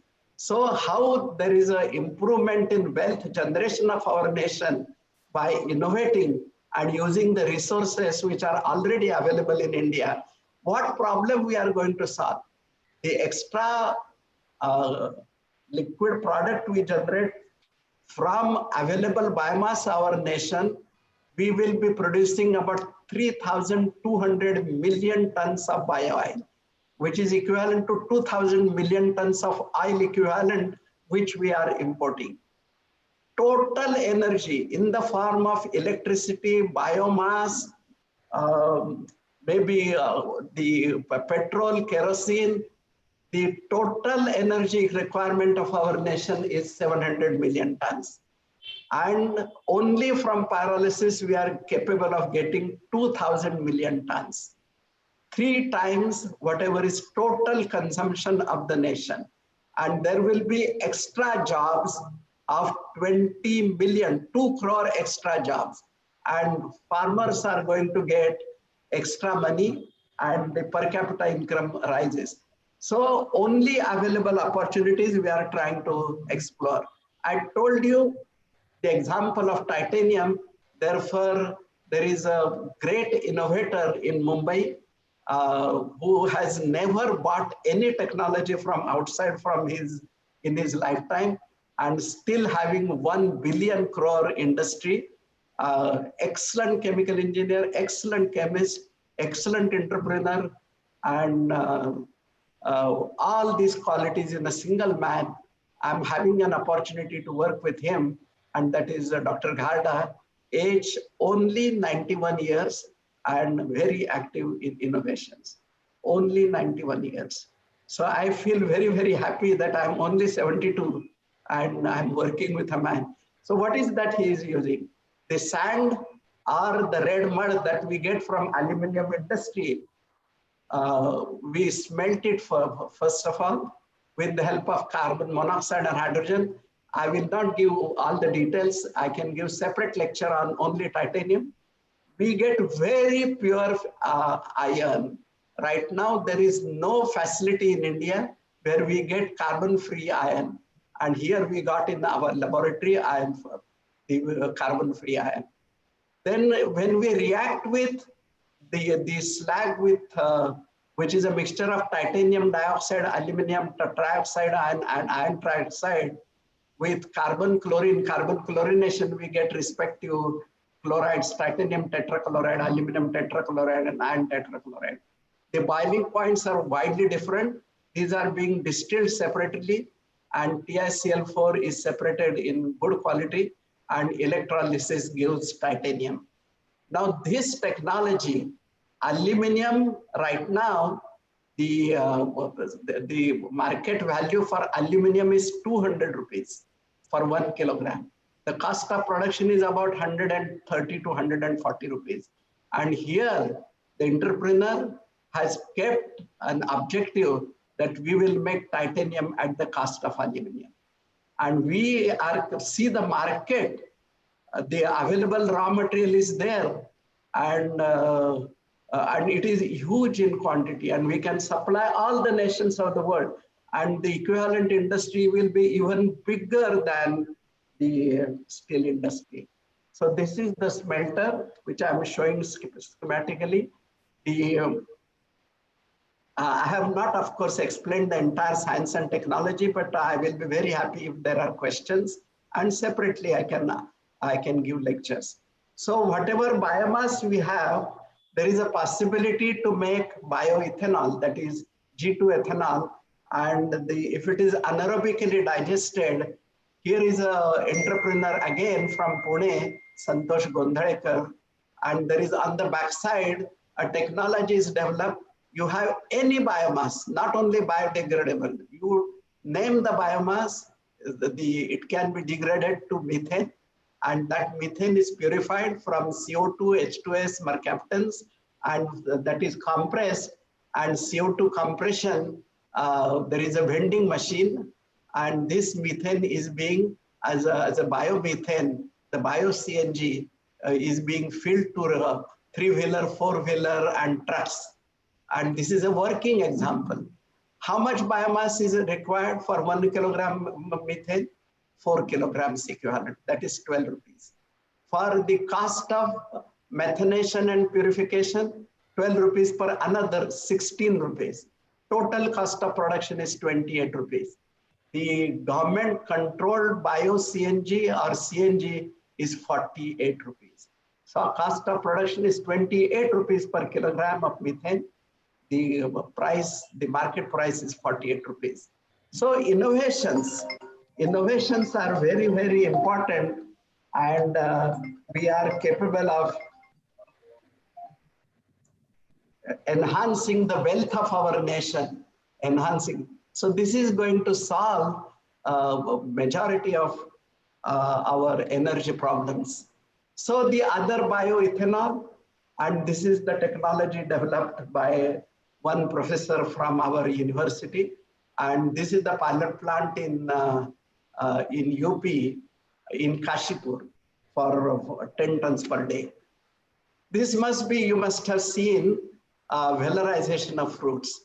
In our coastal Maharashtra, these jackfruits and cashew nuts are grown in big way, and mangoes. But these cashew nuts, they bring money, and in one of the districts and adjoining areas of our coastal Maharashtra, they throw 22.1 million tons of these fruits. They throw. It doesn't have any value, absolutely no value. Therefore, we took that as a problem, and that cashew nut fruit, it consists of so many valuables. I will go fast now. First of all, when we screw press the cashew nut fruits, we get juice. When after flocculation, we get tannin. And after solvent extraction, we get polyphenols, which are antioxidants. The solid mass, we extract under supercritical conditions. We get beta carotene, which is a vitamin B, and we get dietary fibers as a residue, which is an excellent nutraceutical. And the price of this, it is included, then 1 kilogram of these fruits which were thrown is expected to give about 14 rupees per kilogram. If we make alcohol, then for 1 liter alcohol, we need 20 kilograms of fruits. And if you give 3 rupees per kilogram, and 20 kilograms means 60 rupees, and ethanol price is 47 rupees, then we have to give farmers 2 rupees. Then the raw material cost is 40 rupees. Selling price is 47 rupees. Then still it is not economical. But in addition to alcohol, if we make these products of tannin and antioxidants and vitamin B and vitamin C and dietary fibers, we get a lot of money. And in addition to bioethanol, if we make oxalic acid and oligosaccharides, we get 13,000 rupees per kilogram. Now this becomes an economical. So now we are trying to develop cooperatives in that particular district, and this is in this has capacity to enhance the per person income by another 50,000 rupees. So the title of my lecture was Generation of National Wealth through Science and Technology, basically. So if we take jackfruits, here I have shown you that it has polyphenols, it has carbohydrates, and it has dietary fibers. And from 1 kilogram of jackfruits, we can get 16. But apart from this, there are plenty things: vitamin B1, B2, B3, pantothenic acid, vitamin B6, and whatever we are able to extract and multiply value per unit, you will see that I have done that multiplication only for fruit sugar in the first row. But the multiplication I have not done because I don't believe that right now. It will be so much profit to the farmers. That is 1 kilo is expected to give 300 rupees to the farmers. And right now, 15 lakh fruits are being thrown. And there are many other impactful innovations which have happened in our institutions. Oxidation of aldehydes, annular centrifugal extractors, that is the phosphoric acid that we use in the fertilizer industry. It has about 100 ppm of uranium. Our natural uranium is only 160 tons. This uranium is equivalent to 200 tons. But extractors, when the quotation was called from outside, 50 crores of rupees, we have been able to make in 40 lakh rupees. And such equipment, we have made technology for 4 and 5. Normally, we say that German product looks good and performs well. And now we are selling these products in a big way in Germany, and German people had to stop their industry for producing their product.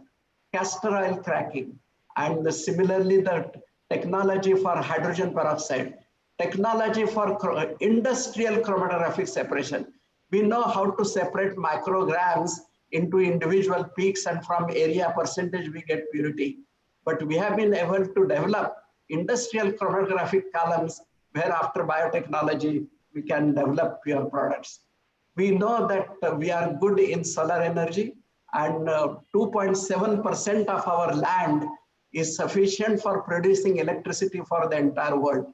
But where is the problem? The problem is in capital cost. The reflection area, if all the cost is expressed in terms of reflection area per meter square, then the National Academy of Engineering of United States, they have stated a global challenge, a problem of global challenge. If you make a capital cost in about $75, then it will be most economical. So this problem, again, collaboration. So here, presently the cost of solar energy is $300 per meter square, and the profit is only 3.4% at the top. It is not economical, and therefore it is not being implemented. Reduced to 150, then we will get profit of 5.9. But if you reduce it to $75, which our students have already done, the usual profit is 9%, but now people can get 11% profit. This is what is the language of industry. Now industry will come smilingly, they will give all the donations. Whatever new constructions have happened in our university, no grant from either central government or state government, new hostel for 400 students, the housing for faculty, and a new laboratory space, another 200,000 square feet. It is obtained exactly through this manner, through innovations. And we get publications. And if we get publications, then you get awards and honors. That is 7th and 8th way. You get Bhatnagar prizes, you get fellowship of all the societies included outside. So it is really a win-win-win-win situation. I'll stop here, and I have cited several examples where we can create in our university win-win-win-win-win-win situations. Let there be a confidence in every faculty and student that we can innovate. And having that ability also, I personally feel that we should create a quality of humbleness, and most important quality, which I started with during this lecture, that we should start complaining, we should stop complaining, we should stop giving excuses, we should honestly introspect what is that we can contribute. I'm telling you frankly, I'm 72 years old and I'm getting a pension of 1 lakh rupees per month. And whenever pension is deposited, I get a message from the bank that 1 lakh rupees is deposited. I'm getting 1 lakh per month, whereas per capita income of our nation per year is 1 lakh rupees. So when I get that message, I ask question to myself, what for I'm getting this 1 lakh rupees from the poor nation? Am I not responsible to this nation for generating the wealth? So that's what I'm saying. Number 5, whether that there can be some kind of balance between self and society. What is the society is giving to us, and what is that we are contributing to the society, and whether we can behave in our department, in our village, in our town in such a way that there is a creative ambience. See, in majority of our colleges, institutions, and villages and towns, and on the national level also, what is the most respected book of our nation is Mahabharata. And what happened in Mahabharata? All of us know that Mahabharata happened. And then there were Kauravas and Pandavas, and Sri Krishna was there. And the Kauravas were defeated, but there was loss of everybody at the end. And here we play politics on school level, college level, institutional level, and we don't create the smiling atmosphere, the creative atmosphere. According to me, that is the Mahabharata is the biggest problem of our nation.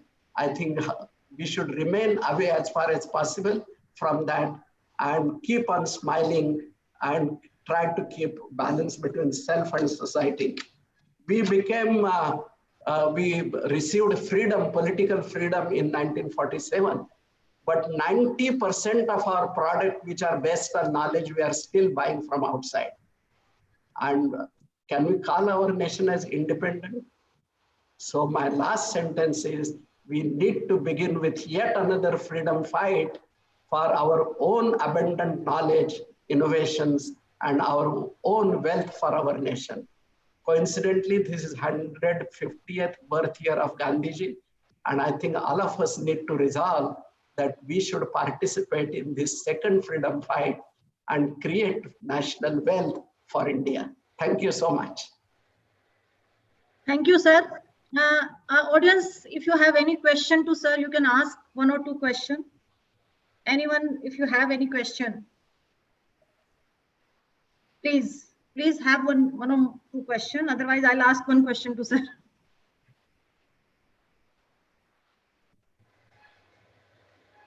Professor Madhu. Yes, sir. I have received Best Teacher Award 10 times. Wow, sir. Sir, I don't have words to praise you. I'm going to thank you, but still. No, Madhu, just listen to me.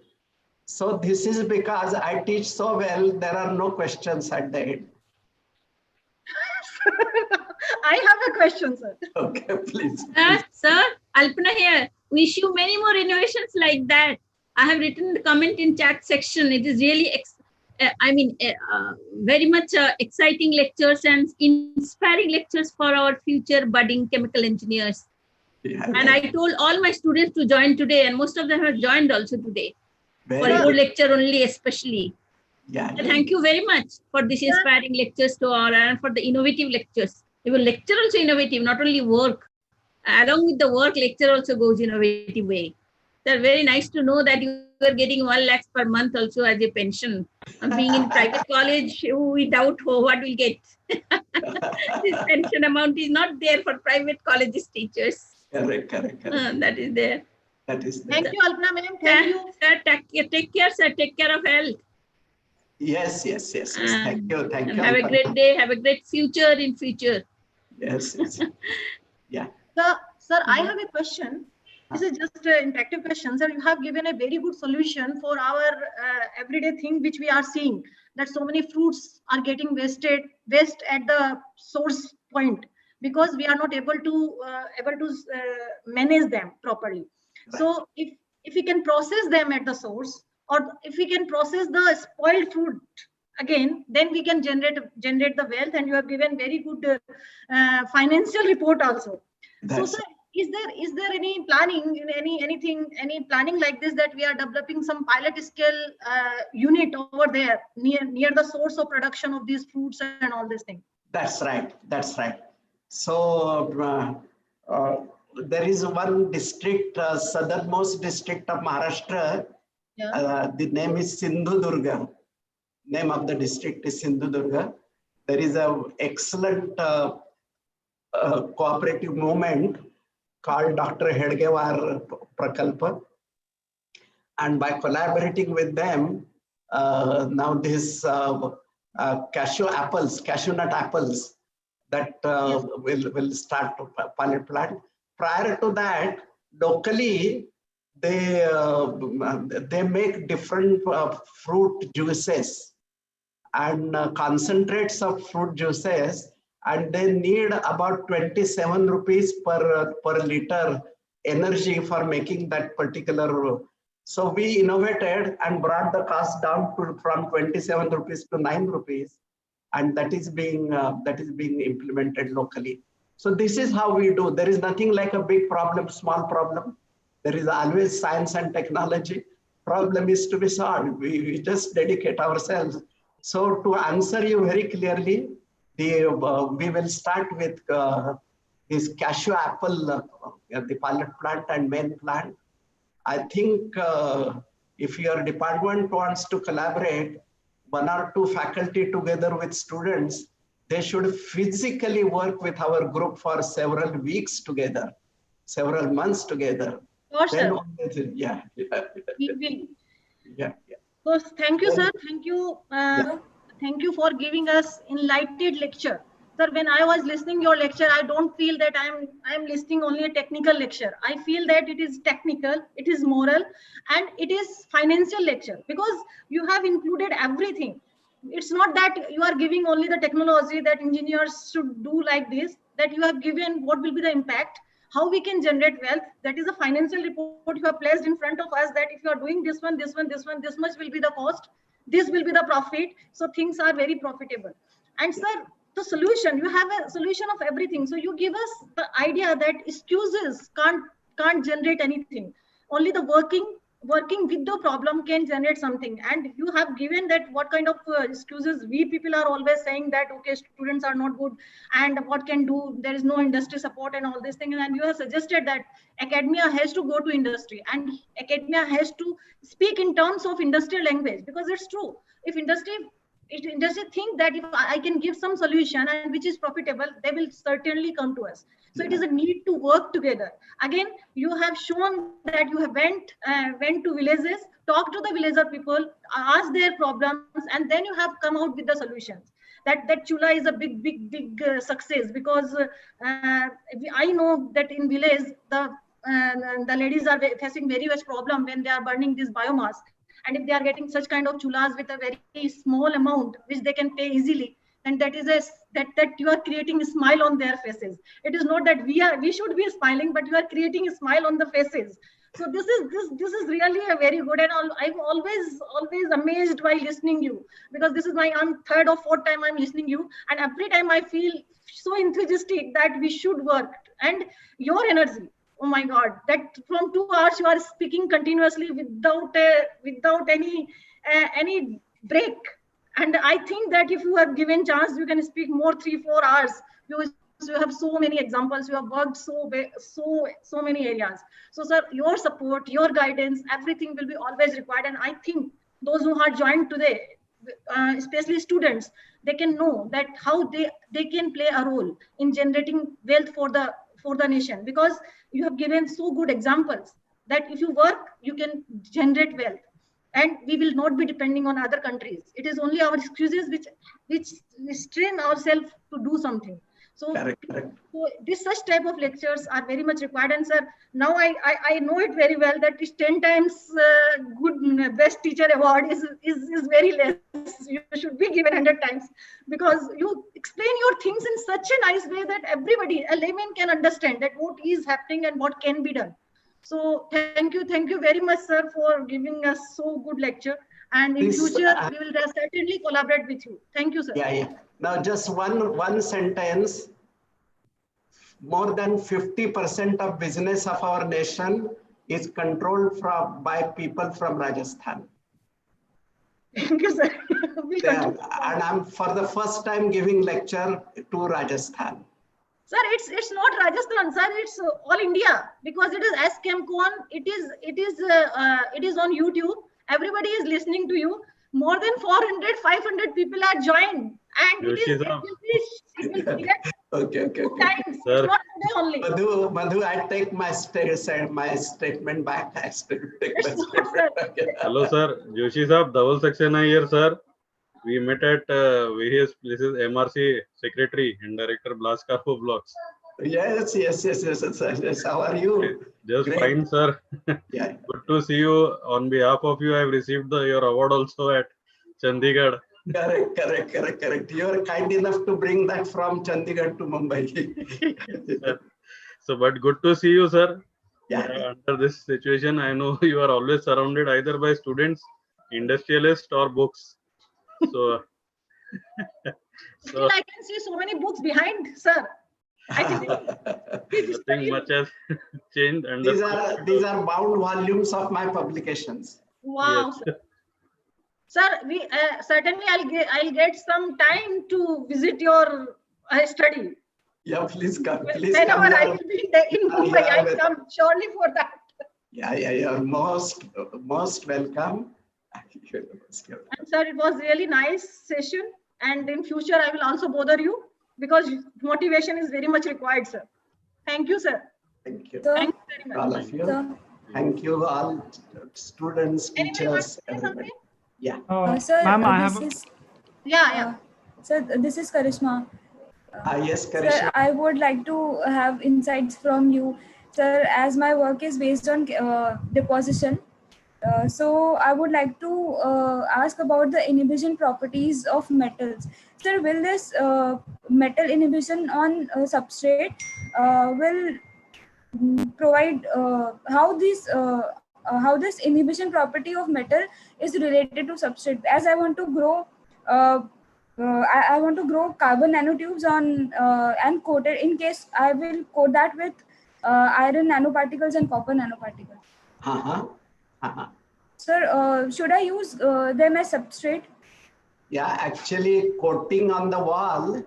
Yes, sir. The productivity per unit volume of reactor, it remains restricted. Yes, sir. We need to make entire volume of the reactor as effective as possible. Okay. But so I have to do that in magnetic field. You need to do that in magnetic field for the alignment of molecules. So therefore, the deposition of catalyst on the wall is important. Yes, sir. Then we should make an effort to increase surface area per unit volume. Yes, sir. That I want to achieve. Yeah, slowly go towards micro reactors where The tube size is in microns. So you will get the entire benefit of volume. Yes, sir. But what you are doing initial effort, that is for a single pipe, coat the nanoparticles, catalyst particles on the wall. Yes, sir. And you do make this one most successful and try to understand chemical engineering behind it. Develop kinetic rate equation, try to understand the mechanism, try to understand the rate controlling step, try to understand maximum chemical engineering, what is the role of gas velocity, what is the role of composition of carbon bearing source, what is the role of catalyst concentration, investigate that completely, and then try to economize it or miniaturize it. So if your pipe is right now 5 millimeters, then make it 2 millimeters, then it make 1 millimeter, then make it 500 microns, and then you will be able to miniaturize the reactor. And for a given cost, then productivity will improve. But what I'm trying to emphasize, though I have been able to give examples from bioreactors, from atomic reactors, from carbon nanotubes, or making bulletproof jackets, or chromatographic separation, or combustion and internal combustion engines. Chemical engineering, you will realize, chemical engineering everywhere is exactly identical. There is no difference while making carbon nanotubes and while making biomethane. They're exactly the same. Try to understand the reaction under consideration in terms of mechanism, in terms of rate controlling step, in terms of, and how to make every point within the reactor most active and optimize and reduce all kinds of costs. That is the basic principle. So we as a chemical engineer all the capabilities are there in our course. There's nothing extra required. Sir, one more question. Sir, will the increase in catalyst concentration would decrease the film thickness, and sir, that may lead to result in loss of inhibition in case of metal nanoparticles? Right. So if mechanism is telling that way, Yes, then sir. the only way to scale up is to go to more surface area per unit volume. Okay, sir. Yeah. So thank you, sir. So extra catalyst that you are using Sir, is I have a not doubt. even effective. It is not effective. What is effective is small, thin surface layer. Okay. Yeah. So the other Bhatnagar awardee of this year, of my student, he developed this type of reactor. His name is Amol Kulkarni, and one who developed carbon nanotube technology and bulletproof technology. His name is Kinshuk Dasgupta. Karishma, you can, if you have any other question, you can write to sir. Yes, ma'am. Discuss with the sir. Okay. Yeah. We can have one-to-one discussion. Yes, sir. Thank you so much, sir. Thank you. Gandharv, you want to ask something? Yes, ma'am.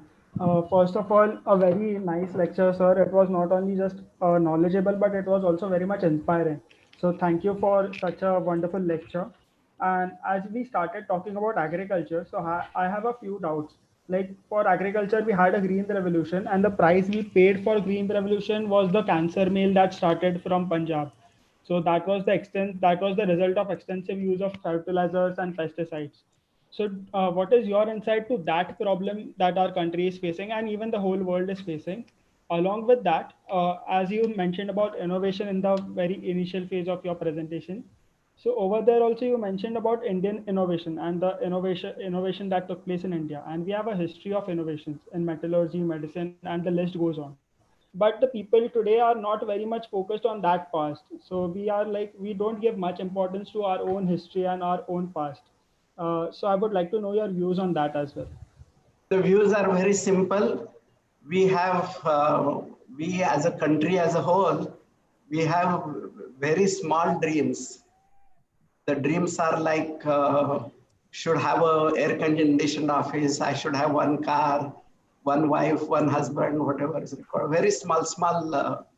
We don't dream that I will put a factory. I will. Suppose all of us, all we engineers, keep a dream of I will develop I will have 2 innovations in my lifetime. We don't have crores of problems in India. We have lakhs and lakhs of problems, but there is a 20 lakh engineers graduating every year from our country. We don't need 40 lakh innovations. So I think this is important. We are spending time in small things. We are brooding about the past. Some mistakes are done, or we have a lot of anxiety about future. We are worried about promotions. We are worried about recognitions. I don't have this award, that award. Some politics is happening, therefore I'm not getting.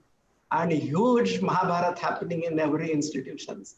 I think we should, everybody, right from director to the junior most faculty, all of you should introspect what is that I'm doing in life. And can I not eradicate Mahabharata as far as my institution is concerned? And let us start dreaming big.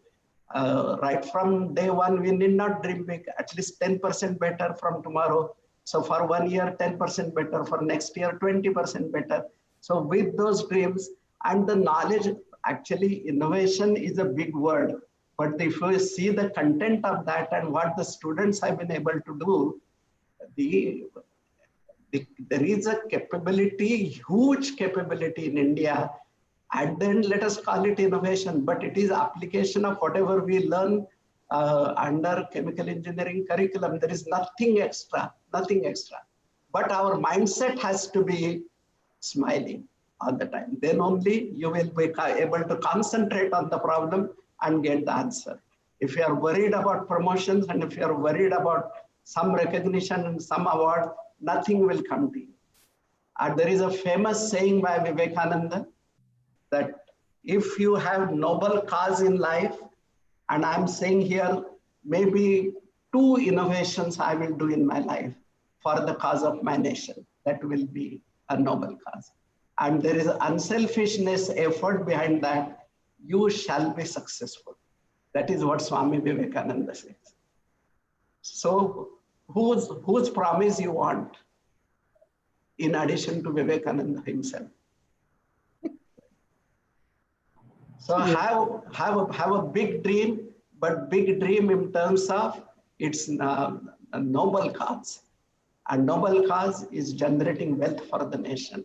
And if you move in the society, industry, anywhere, getting 2 problems is no problem. Our nation, we are so fortunate, number of problems per million population, we are number 1 in the world. So collecting problems is no problem actually, plenty problems. Huh? So take whatever you like them, but take it up to the end. And we Indians, with small successes, we flatter ourselves. Till it gets implemented, don't speak about it. Till it gets implemented. Yeah, it has to be. Our own mindset, I think we will have to, boasting about our own innovations, unless it is implemented, is not a good idea because it loses its charm in between. So every time we'll have to see what are the improvements possible, further improvements possible. Can we do casting at every stage and take it further and take it further? Internationally, what is happening? Can we not be closer to the literature? So in the institution, the research, the implementation and classroom language. Personally, I work in fluid mechanics and reactor design. I teach fluid mechanics and reactor design. All my publications are on fluid mechanics and reactor design. And I practice in industry and society in terms of fluid mechanics and reactor design. So such balance between teaching, research, and implementation and service to the society, if we can attain, you will smile all the time. Yes, sir. Thank you, sir. Thank you very much, sir, for such an insightful answer. There was something new in every line of your answer, sir. Thank you. Thank you, sir. Thank you for your time. Yeah. We will be having discussion with you. Yeah. Okay, sir. I'll write you mail. I have some points to discuss with you. Yeah. Thank you, sir. Thank you. Thank you for the opportunity. I will be in touch. Yeah. Okay, sir. Thank you.